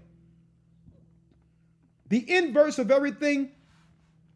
The inverse of Leviticus 18 is the dark side. What God said don't do in Leviticus 18 is the way to go. Why? Because when you do any of these things, it opens the door to the dark side. A spirit of Nephilim from before the flood comes in. And this is why some of these witches have that Ouija board and all of that. Once they have done certain rituals, sexual rituals, that allow a spirit in. And once it's in, then they get that board and begin to communicate with that ancient spirit called Nephilim, a demon. And that Nephilim will give them insight, information, understanding. But as soon as those things are achieved and they actually get some wealth or something, guess what? That same spirit bring other spirits and say, well, okay, you made it through step one. Now, if you want to get this, I'm going to show you what's required. And that's where blood sacrifice comes in. That's where sacrificing people that they love comes in. And this spirit, the Nephilim, the giant Nephilim, that spirit is insatiable. So the more you get your wishes fulfilled, the more you come to the table for more. And then the spirit will say, go here because you can speak to this particular sage. It could be under any title, rabbi or whatever the case is. And he'll tell you the next stage if you want what's next. That's how it goes, folks. That's what they're not telling you. But none of this is, folks, none of what I'm saying is possible without the sexual rituals that defy the God of the Bible. You must do some or all of what's written against in Leviticus 18. That's how it happens. That's the deal.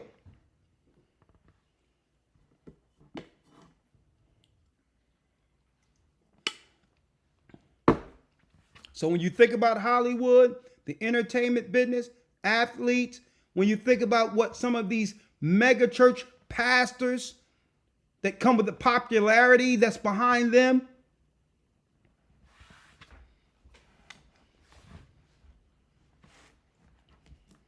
they've opened the door to the dark side.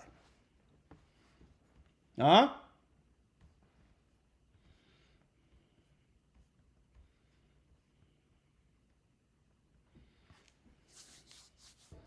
See, but guess what? I want to say this. Brothers and sisters, is that they were able to get us involved by giving us a temporal prize in this world. Instead of us doing it and going the hard way or the patient way, Satan wanted to present a shortcut.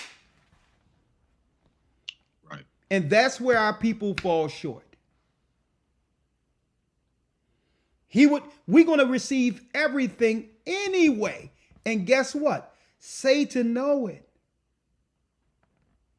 He know what we desire for our families and to have a place with peace, with no death, and to have a scenario where we can actually be happy without mourning, a place that has life everlasting. But brothers and sisters, you cannot get that without the patience that it takes to go through tribulation.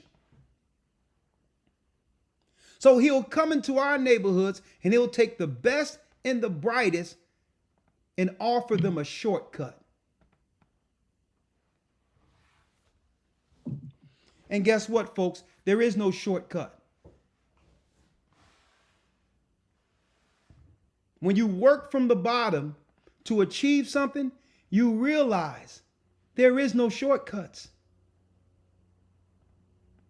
You got to go through all the dark moments and actually incrementally work your way up. And through righteousness, at the end of it, you're proud of the achievements because this world didn't give it to you. You have something that you know the world can't take away because through hard work and patience and perseverance, without selling your soul, what the Most High blessed you with was achieved.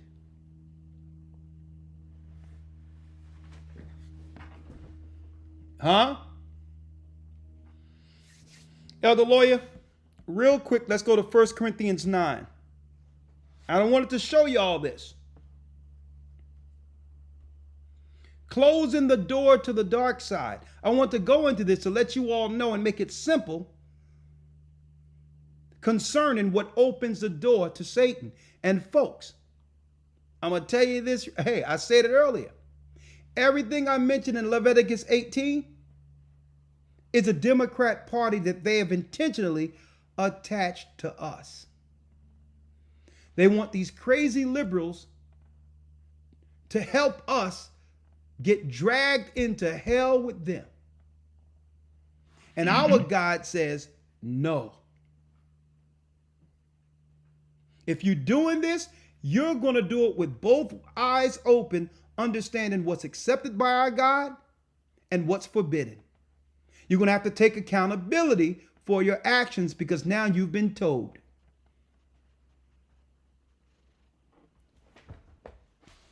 Elder Lawyer, if you will. Yes, sir. Let's go to 1 Corinthians 9 and read 24 through 27, and then I'll open it up for a few questions. Yes, sir. The book of 1 Corinthians chapter 9, verse number 24. Okay, let me get it here so they can have it.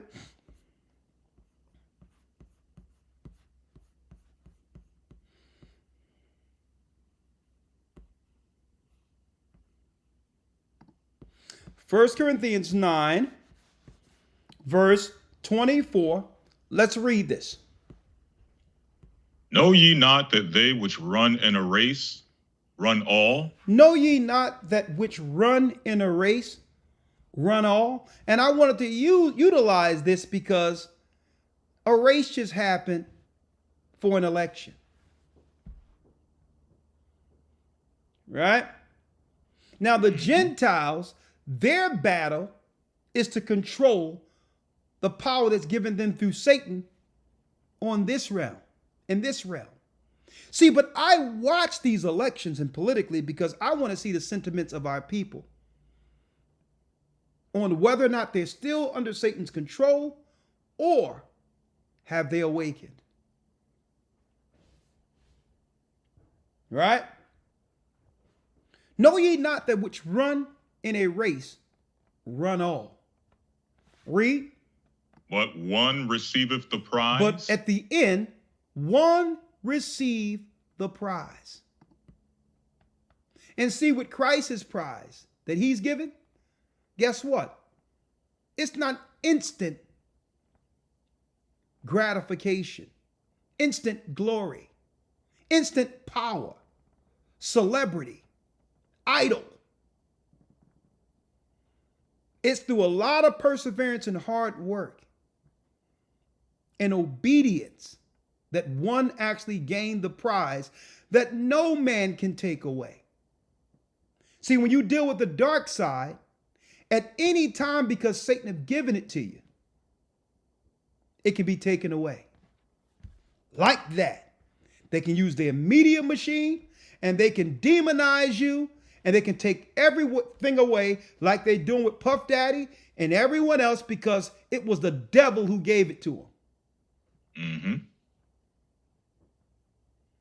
And they had to compromise themselves through these rituals that God forbids in order to receive their accolades, power, and notoriety before the world.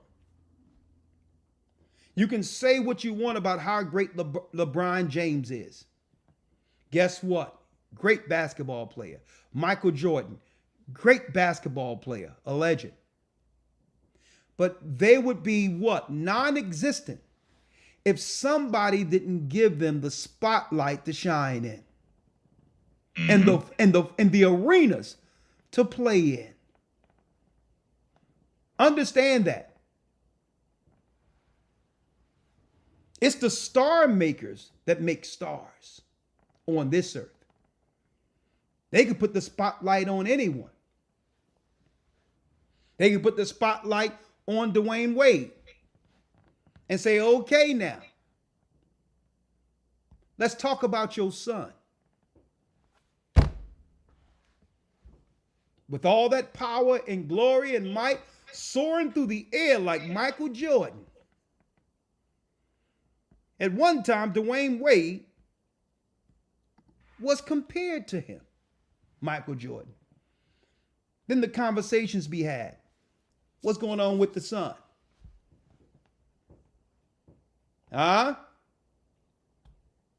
Magic Johnson, who was trying to shame us into voting for an East Indian who cared nothing about our people, who's married to, Amalek. They try to shame us, but they know how it goes over there in L.A. Yeah, Magic, what about your son? You see? You can receive everything in this world, but you're going to have to give something up. Mm-hmm.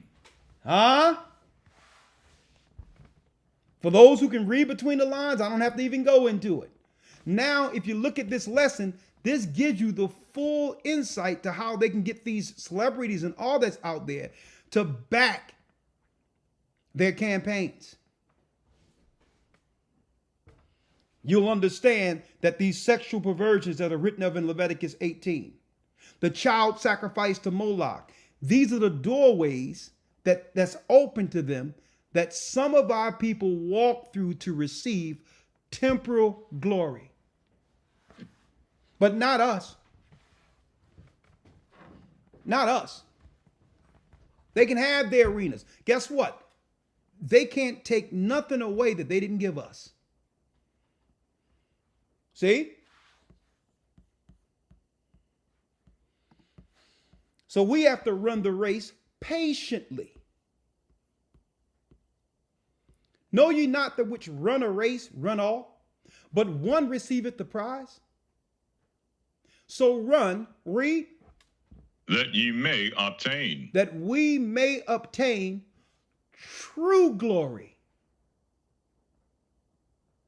Not this temporal glory that goes away once Babylon no longer exists.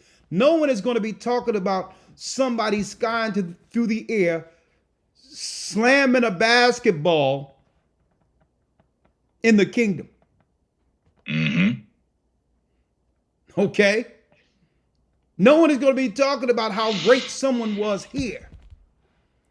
The greatness comes when we stand before our king, and then he stands before us and gives us our glory, our crown, and say, faithful servant, you've done well. Enter into life eternal. That's the race we're running. Read. 25. And every man that striveth for the mastery is temperate in all things. Is temperate in all things. Read. Now they do it to obtain a corruptible crown, but we an incorruptible. So what you see them do in the world is to compromise themselves morally. They do it for temporal glory. You think that all the things we read in Leviticus 18, do you think these people, these politicians, these actors, these so-called athletes, do you think they don't know it's wrong?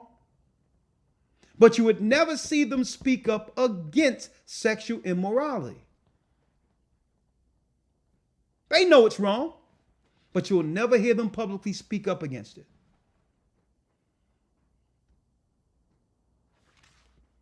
And watch a person out there.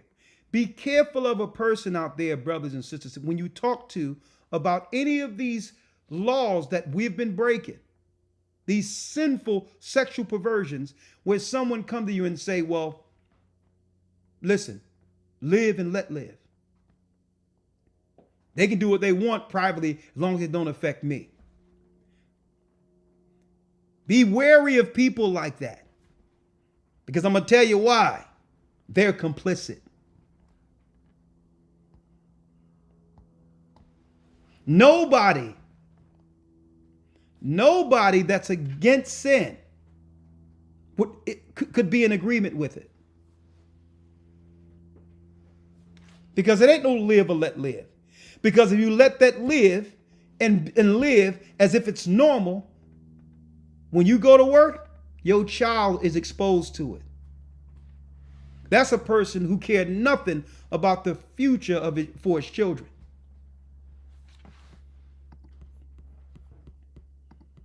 I therefore so run, not as uncertainly, so fight I, not as one that beateth the air, read, but I keep my body, or I keep under my body, and bring it into subjection, lest that by any means, when I have preached to others, I myself should be a castaway. There it is. Obedience to the Almighty. Closing the door to the dark side. Now, Elder Lawyer, what I'm going to do real quick, I'm going to make an announcement. Then I'm going to open up Zoom for about 2 to 3 calls going into the academy. And I need you to make an announcement of, while I'm going here real quick, make an announcement to what people can look forward to as far as the academy in the Hebrew is concerned, if you will.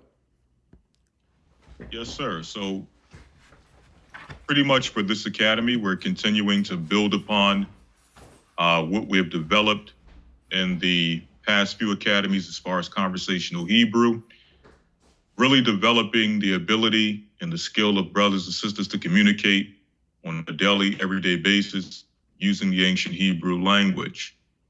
Also, I want to mention that in this academy, one of the caveats we have is something that we introduced in the past academy, something called Academy Extra, where if there's any insight, any documentation, any information that we either were not able to cover in the live lesson or that we would like to add in addition to the information that we've presented in the live lessons that may not be in your documents, but it helps bolster and helps add to the understanding that you have received through some of the lessons that will be taught.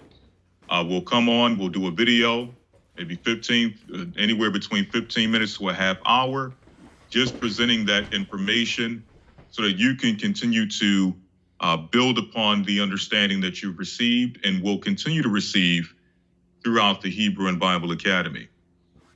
So those are some of the things you can expect from the Hebrew, but also caveats that are being presented in this academy in general. So again, please look forward to that. For those who are not yet in the academy, we're still accepting enrollments. Go to historytimes.org and you'll get all the information you need to be able to enroll. Well, thank you, Elder Lawyer. And again, let me put it up here. Let me put it up here for those who missed it earlier that tomorrow does begin. Let me get it here. Tomorrow begins a new Hebrew and Bible Academy themed The Fall of the Last Empire. The Fall of the Last Empire is the theme. And what we'll be going into here, let me go over it real quick. It starts tomorrow. I'll be there early at 8:30. I'm going to set up early today to make sure everything is good. But 8:30 in the morning, I'm going to start off with the announcements. And then we're going to jump right in with Elder Lawyer at 9. We're going to talk about the election outcomes and what this means prophetically in this particular academy. The war in the Middle East that they're covering up. What part will Trump play in this war in the Middle East? Because regardless of either side, Israel and AIPAC and all that really control the levers of power in the United States at the end of the day. Hurricanes, earthquakes, and truck driver strikes, what that will mean when it comes to this temporal famine. We're going to also have a symposium. I'm going to talk about that. We're going to have a symposium for health. Dr. Goodman is on board. We have our brother Raphael, who used to once play for the NFL. He's on board to give us some tips for health. And also we're going to have a special guest, Demond Wilson, from Sanford and Son. He's going to come in and give us about 15 minutes of insight during this academy. It's going to be a groundbreaking academy with a prepping symposium. Okay. We're going to go into the path to the mark, the final path to the mark, what that means for us, the technology that they have in place already. The only thing they need is full complicity throughout the world's citizens to comply to the new currency that they will introduce. And that currency will be on the inside of people.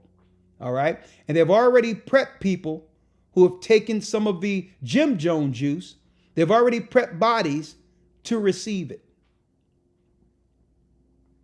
And we have the Daniel 7, the fall of America, the fall of the last empire. And then we're going to show you who's next once America is destroyed.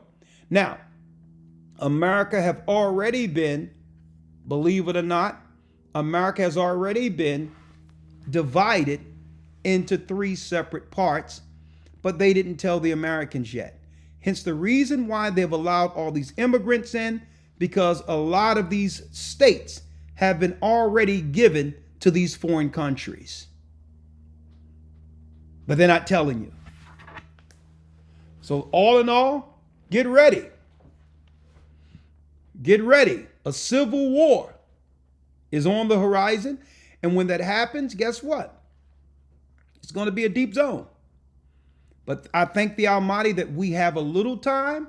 Okay. We do have a little time before things really hit the fan. But all in all, we're keeping our eyes on the world prophecies and what's going on currently. So you stay linked in.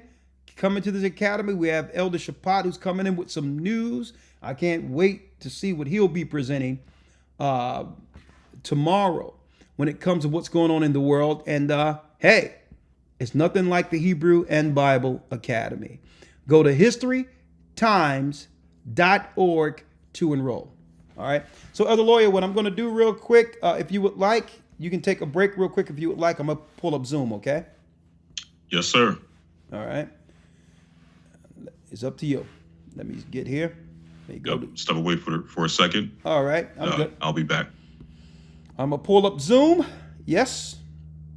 Get a few people in here before you can ask any questions you would like. And Sister Hannah from Ethiopia, who came in the other day. Hey, Sister Hannah, I'm glad you came in, and I noticed that you're seeking the gospel. The sister from Ethiopia. What I would like you to do, Hannah, is send me an email to gatheringasone1, the number 1 at AOL.com. Okay. It seems as if you had some insight of the rich history of Ethiopia that I wasn't able to go into with you because why? You called at the end of our Wednesday's broadcast. But I really wanted to talk about Ethiopia, the prophecies of Ethiopia, with you being from there.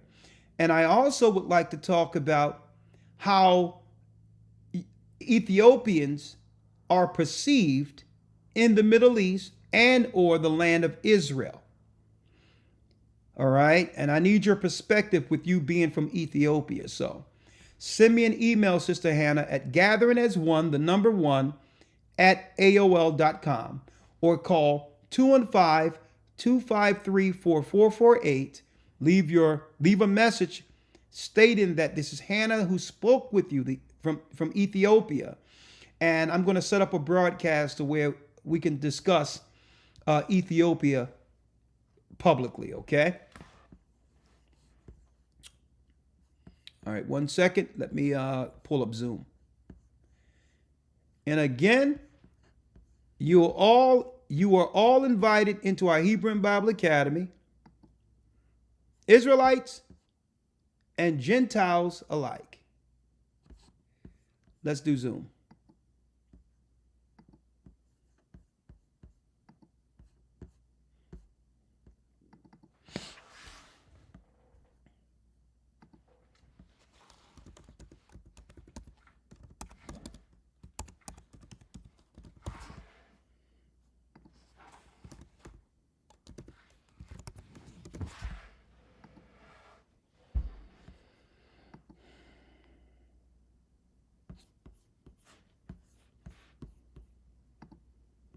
Make sure if you come in with Zoom, make sure when you come in, brothers and sisters, that you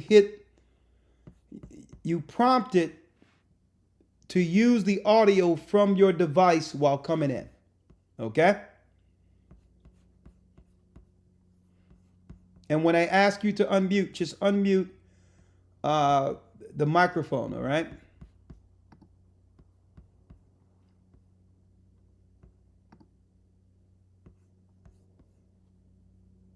All right.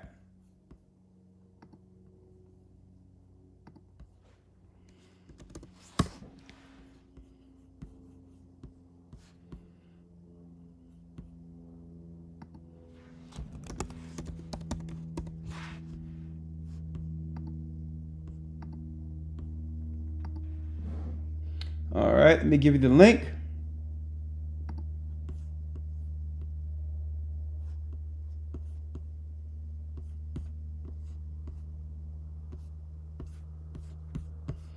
Y'all doing a great job.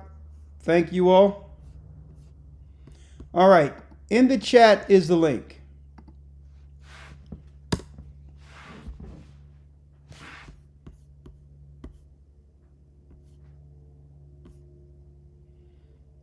All right, the chat. In the chat is the link.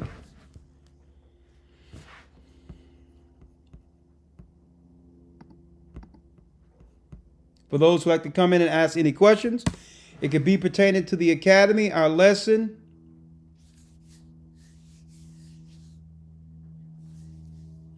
Someone says, Vicky says, my phone is not allowing me to continue watching the lesson.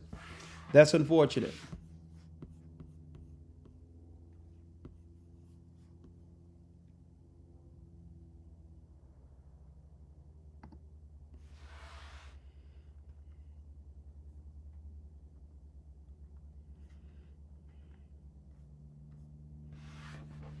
All right. So there's the link for those who would like to come in. Don't forget, the Hebrew and Bible Academy starts tomorrow. We're taking enrollments now. So if it interests you, come on in while there's still an opportunity. historytimes.org.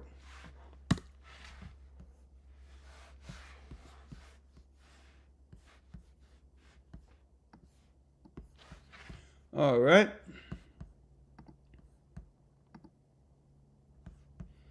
View. All right. We have Candia's Hen.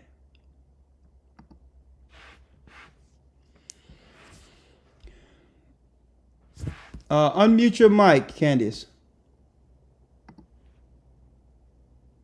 Can you hear me, Elder?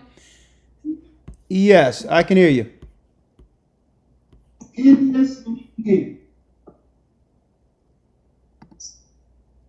Shabbat Shalom, Elder. Hold on, let me get you through here. Hold on. It's on your. Hold on, 1 second. Yes, I can hear you. Hold on. All right, go on, sister. Yes, I first of all, I just want to say Shabbat Shalom and a great lesson today, Elder. Oh, Shabbat Shalom. Thank you. All praises be to the Most High. I didn't really have a question. I enrolled into the academy back in September, and I still haven't received an email for tomorrow. Yes. Okay, well, do me a favor.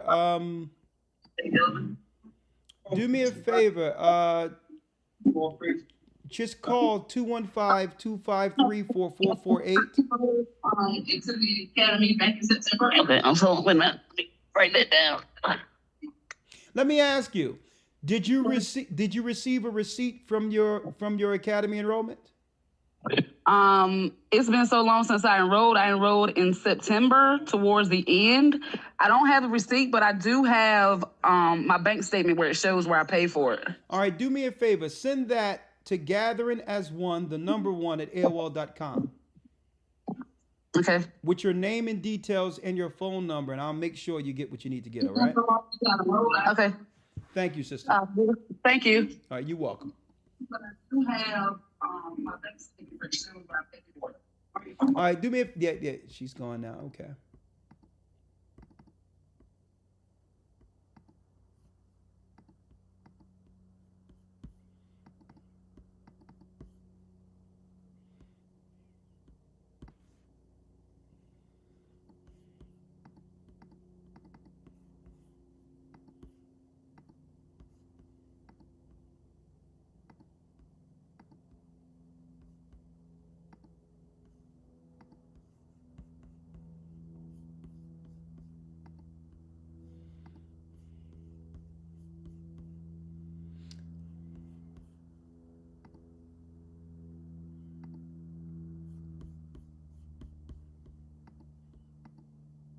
All right. Okay, here we go. All right, we have Georgia and Marie.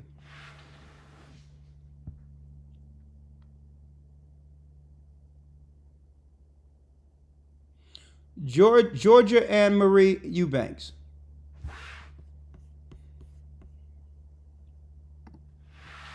Unmute your mic, Georgia.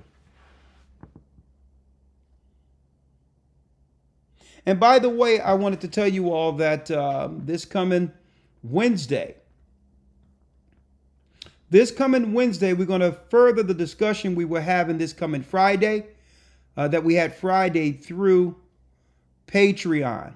Okay, we're going to further the discussion. I want to have brothers and sisters chime in because I'm going to use some of this content in our marriage lesson within the academy. All right. So if you can, I would appreciate it if you all can be here for the lesson that we'll have this coming Wednesday. What's behind the hatred and divide in Judah? Part 2. I have some videos I'm going to show during our Wednesday broadcast that we will use as talking points for our marriage discussion in the academy. Okay? Hey, Georgia, if you don't unmute, I have to go to the next person. I've asked you to unmute like 3-4 times. Okay, yes. Okay, how are you? I'm fine. Okay, how can I help you? How are you? Shabbat Shalom. I'm just searching for my group and allowing myself just to go nuts because, like, some of us, we know better, but we know better that we need to know better, if that makes any sense. And it's like, okay, guys, I'm just going to be here until you get me there because, like, I know where I need to get, but knowing how to get there is pretty difficult. What are you speaking of in specific? What are you talking about in specific? For instance, I'm searching for my group, and I don't want to throw too many groups out there like that. And so I went with one popular group because it has a physical address. And so I've attended it a couple of times and a couple of times on YouTube. And then I'm thinking, well, you know, I've attended with you guys, but then I come here to your physical address. And why is it that it's the same thing I'm watching on YouTube or any other space? Now, look, I've disguised myself for so many years, but you can't do that no more like this. And I've watched you guys. I went and got little electrical gadgets in the children's name, in the old man's name, in a friend's name. I didn't want to be caught on and this, that, because I kind of really know what's going on and what's coming. Okay, hold up. Slow up. Slow up, sister. You're going so quick. I'm losing you here. Okay. Now. Yeah. All right. I kind of speak in spaces. Okay. Hold. Slow up, please. Just slow up. Let's dialogue, if you don't mind. Yes. Okay. Now, better if you ask me questions because I am dyslexic. And so we're kind of speaking like 5 different subjects and then it connects itself back to each other. Okay. Well, let me ask you this. You said you've been with another group and you wanted to come amongst us, but there's no address. What city and state, where do you live? In Fort Worth, Texas. Okay, now if you're in Texas, we have a church there. I am so happy now. Okay. Okay. Yes. Send us an email. Gathering as one, that's the number 1, at AOL.com. Hey, repeat that for me again, please. Gathering, GATHERING, Yes. AS, AS, the number 1, number 1, at AOL.com. and AOL? Yes, at AOL.com. Send that, and we'll have the details. We'll have a bishop from Texas reach out to you for gathering. It's that simple. Okay. Yes. Sounds good. Did you Yeah. necessarily need to know that group that I was spoken about? Now, you said you went with a popular group and you went to see them. What group is this? Is that the IUIC. IUIC? Okay, you went to Yeah. Israeli Church, Israelites United in Christ, in the purple, right? Yes. And what happened?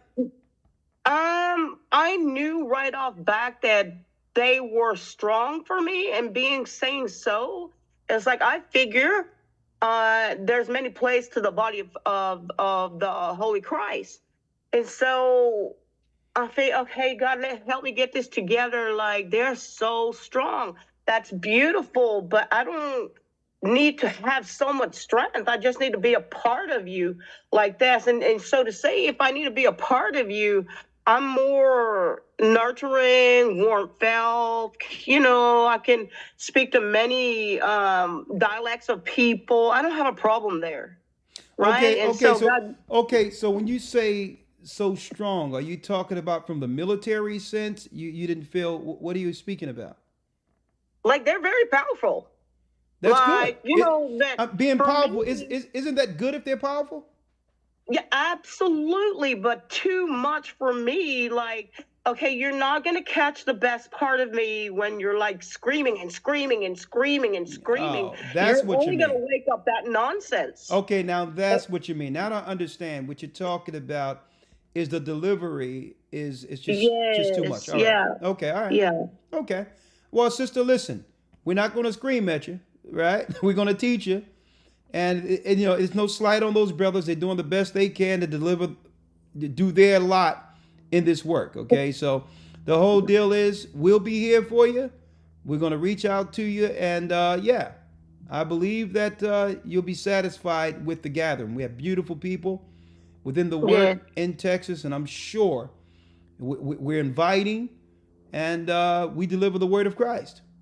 I've been watching you guys for years now. Okay. Well, all praise. Yes, for years now. All right. And Elder, let me tell you something. Seriously, because like it needs to be known. And by now, I kind of like discouraged myself, but that was my aim.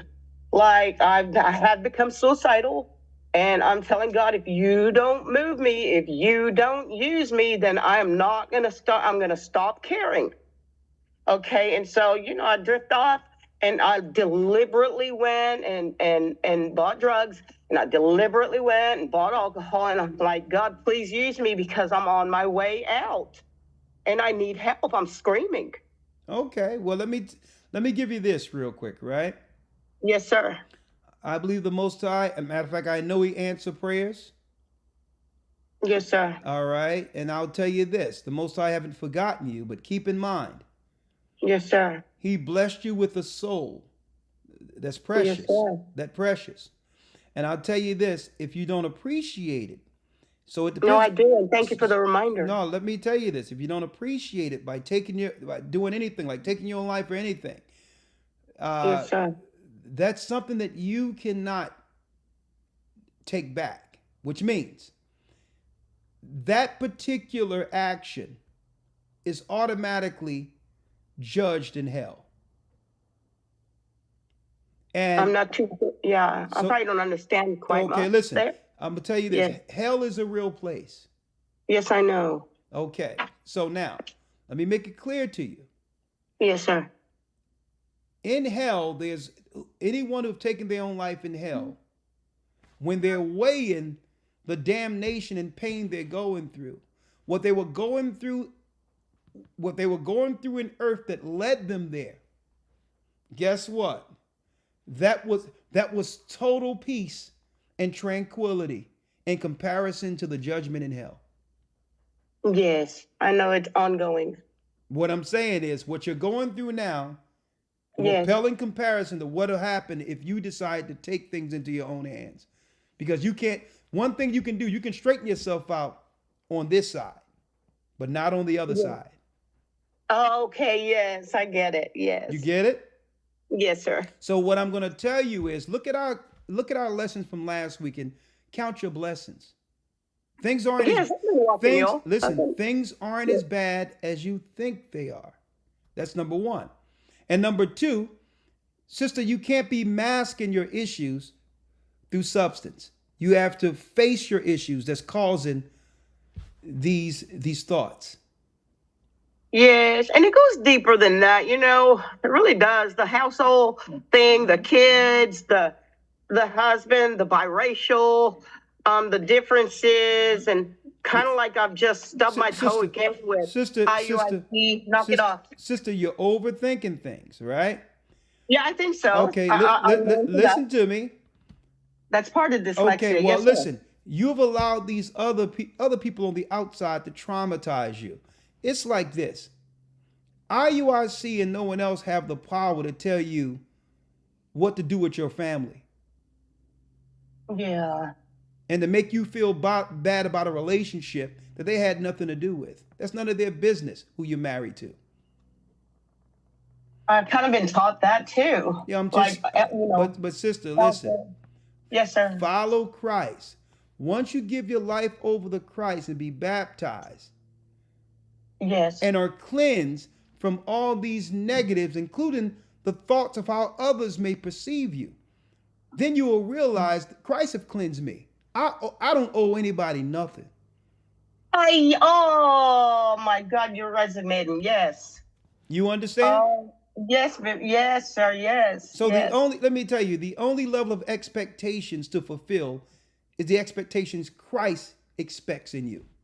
Oh my God, you're hitting home. Yes, yes. Okay? Yes. So yes. Send us an email. Understand that your life is precious. And always look on the bright side. The Most High have given you life. And guess what? That's in of itself is a beautiful gift. Don't take that for granted, sister, all right? Yes, sir. Yes, sir. We'll see you in church. Yes, sir. All right. Blessings. Blessings. All right. And please let yourself out, Georgia, okay? Yes, yes. All right.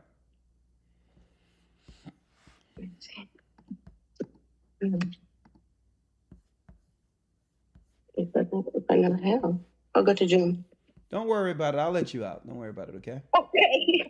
Yeah, okay. If I can. I'll just mute you. Don't worry about it. Just You're all right. I'll figure it. I'll just mute you. All right? You'll find your way out. I'm sure you will. I've spoken to you. Okay. Okay, we have Jewel Brown.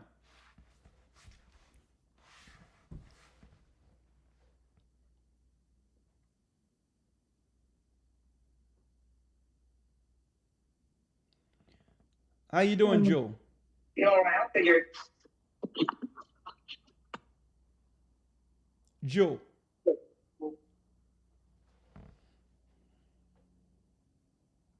Okay, yes, sure.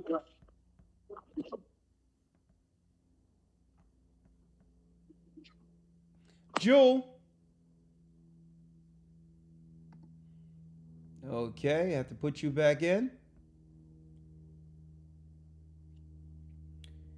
Kawana.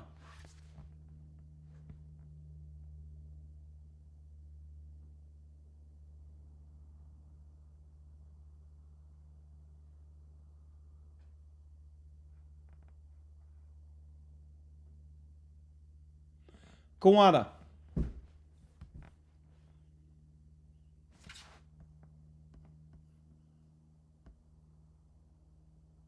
Okay. Kawana. Say something here, Kawana.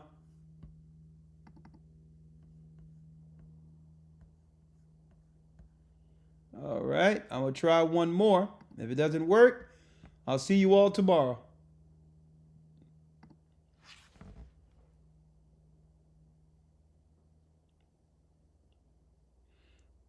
B. Unmute B.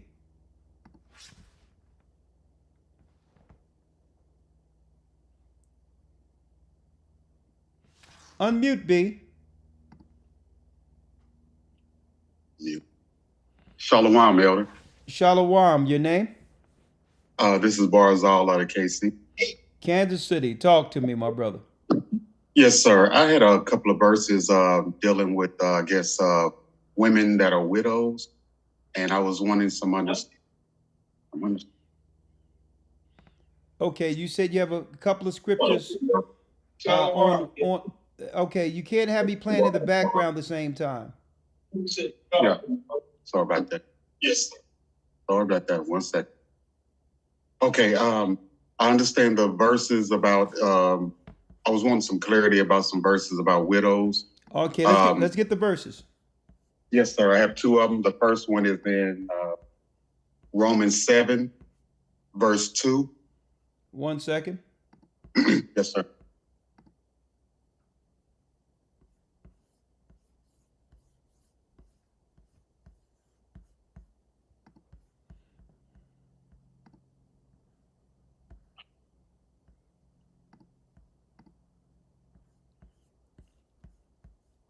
Romans 7, verse 2. It says, let's start at the first verse. You know not, Yes, sir. brethren, for I speak to them that know the law, how that the law have dominion over a man as long as he liveth. For the woman which have a husband is bound by the law to her. For the woman which have a husband is bound by the law of her husband so long as he liveth. But if the husband be dead, she is loose from the law of her husband. That's crystal clear. Yes, sir. Okay, I was wondering about that, and could you explain the First Timothy? Could you please explain? Before we go to First Timothy, let's make an understanding that if wife loses her husband as a widow, right, then she's loose to remarry. Okay, that's what the scripture is saying. Yes, I agree with that. I was just trying to. So, with me reading that, could you please explain to me the First Timothy chapter 5? First Timothy 5. Yes, sir. I'm looking at verse 9. Okay, verse 9. Okay. Verse 9 says, let not a widow be taken into the number under 80 years old, having been the wife of one man. What questions did you have about that? Does that mean she's not allowed to marry it until she's after 60? Oh, no. This is not married at all. This is a position in the church. She becomes the elder woman to guide the younger women. She must be within 80. So once she's near 60, within that 80, she can be placed as a counselor over younger women in the church. It's called the elder widow. Yes, sir. Perfect. Could you please read verse 16, please? Okay, so you know this is not talking about a date in which she can actually go marry another man. Yeah, now I know. Thank you. Okay. All right, what's next? Verse 16. Verse 16, please. 16. If any man or woman that believeth have widows, let them relieve them, and let not the church be charged, that it may relieve them that are widows indeed. That means charitable work, looking out for them, and just looking out for them because they don't have anyone. Like we have officers that go to the widow's house if they need someone to take them someplace, or they need some supplements or help under certain circumstances. The church is here for them. Gotcha. Thank you so much. I saw that, and I know it wasn't contrasting, but I needed that clarity. Thank you, sir. You're welcome, my brother. Bless you. Shalom. Shalom. Shabbat shalom. Shabbat shalom. Can you let yourself out, B? Yes, sir. Thank you.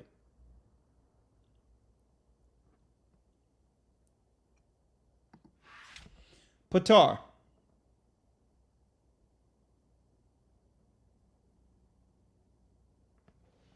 Thank you, sir. You're welcome, my brother. Bless you. Shalom. Shabbat shalom. Shabbat shalom. Patar, please cut me off in the background, please. Yes, hello? How you doing, Patar? Shalom, shalom, Elder. Shalom, sir. For sure. I wanted to elaborate on Leviticus 18 when it comes to incest. Yeah. So there's this YouTuber that interviewed this they basically siblings, and but they didn't know. So they found out that they were siblings after the fact of them having relations with each other. And her name is Azariah, ironically, a Hebrew name, and his name is Joshua. So they siblings, right? Half siblings. And she was pregnant and they decided to have the kid anyway. So I don't know if you heard about this story, but it kind of went viral. Yeah, I heard about that. Yeah, so what's that situation? How would you I mean, how is that justified? It's not justified. It happened. Mm-hmm. She's no longer dealing with this person, right? Nah, they're not. Yeah. So she repented. She had no idea. So the only thing that can happen is the child be raised to follow the laws of God. But you can't change something that have already happened. Mm-hmm. True. So if the question you're asking is whether or not this child is damned based on the mistakes of his or her parents, the answer is no. Mm-hmm. See, and this is why Christ, through grace, have given opportunity, right? So here it is. This child can be once baptized and be cleansed and become what? Born again. So it doesn't matter what happened to that. If that child leads a life of righteousness, that child is to be accepted. It's not that child's fault that the father and mother didn't know each other and ran into each other and did that. Yeah, it makes sense. Mm-hmm. Right? Now, in ancient times, that's why names, when it comes to genealogy, is so important. That's why banners was so important in Israel. So there will be no mix-ups like that. Keeping the integrity of your name, you can avoid all of that because your relationships are intentional. Mm-hmm. See, you will know if somebody else was you would know someone was your sister or whatever the case is, because that falls under your banner. So that's the confusion of Babylon, right? And that's the importance of us keeping legacy and family together so that we can be what? Intentional when we are bringing relationships together. Mm-hmm. This thing of just dealing with people without knowing father and mother is backward. It's dysfunctional. To getting with somebody just because they look good without asking questions and getting background is why we fall to such perils as this destruction that leads to, really bastardized situations. Mm-hmm. Okay, but still, it's not the child's fault. Okay? Con. My brother. That's it? That's it. Shalom, Elder. Thanks for the Shalom. understanding, the breakdown. Okay, you're welcome. Let yourself out, please. All right, shalom. All right, that concludes our broadcast for today. And may the Lord be with you. Be blessed. We thank the Most High for this opportunity to have come before you this Sabbath. And we'll see you tomorrow in the Hebrew and Bible Academy. Shabbat Shalom, and have a blessed Sabbath. Shalom. Shalom. Shalom, Zakar. Shalom.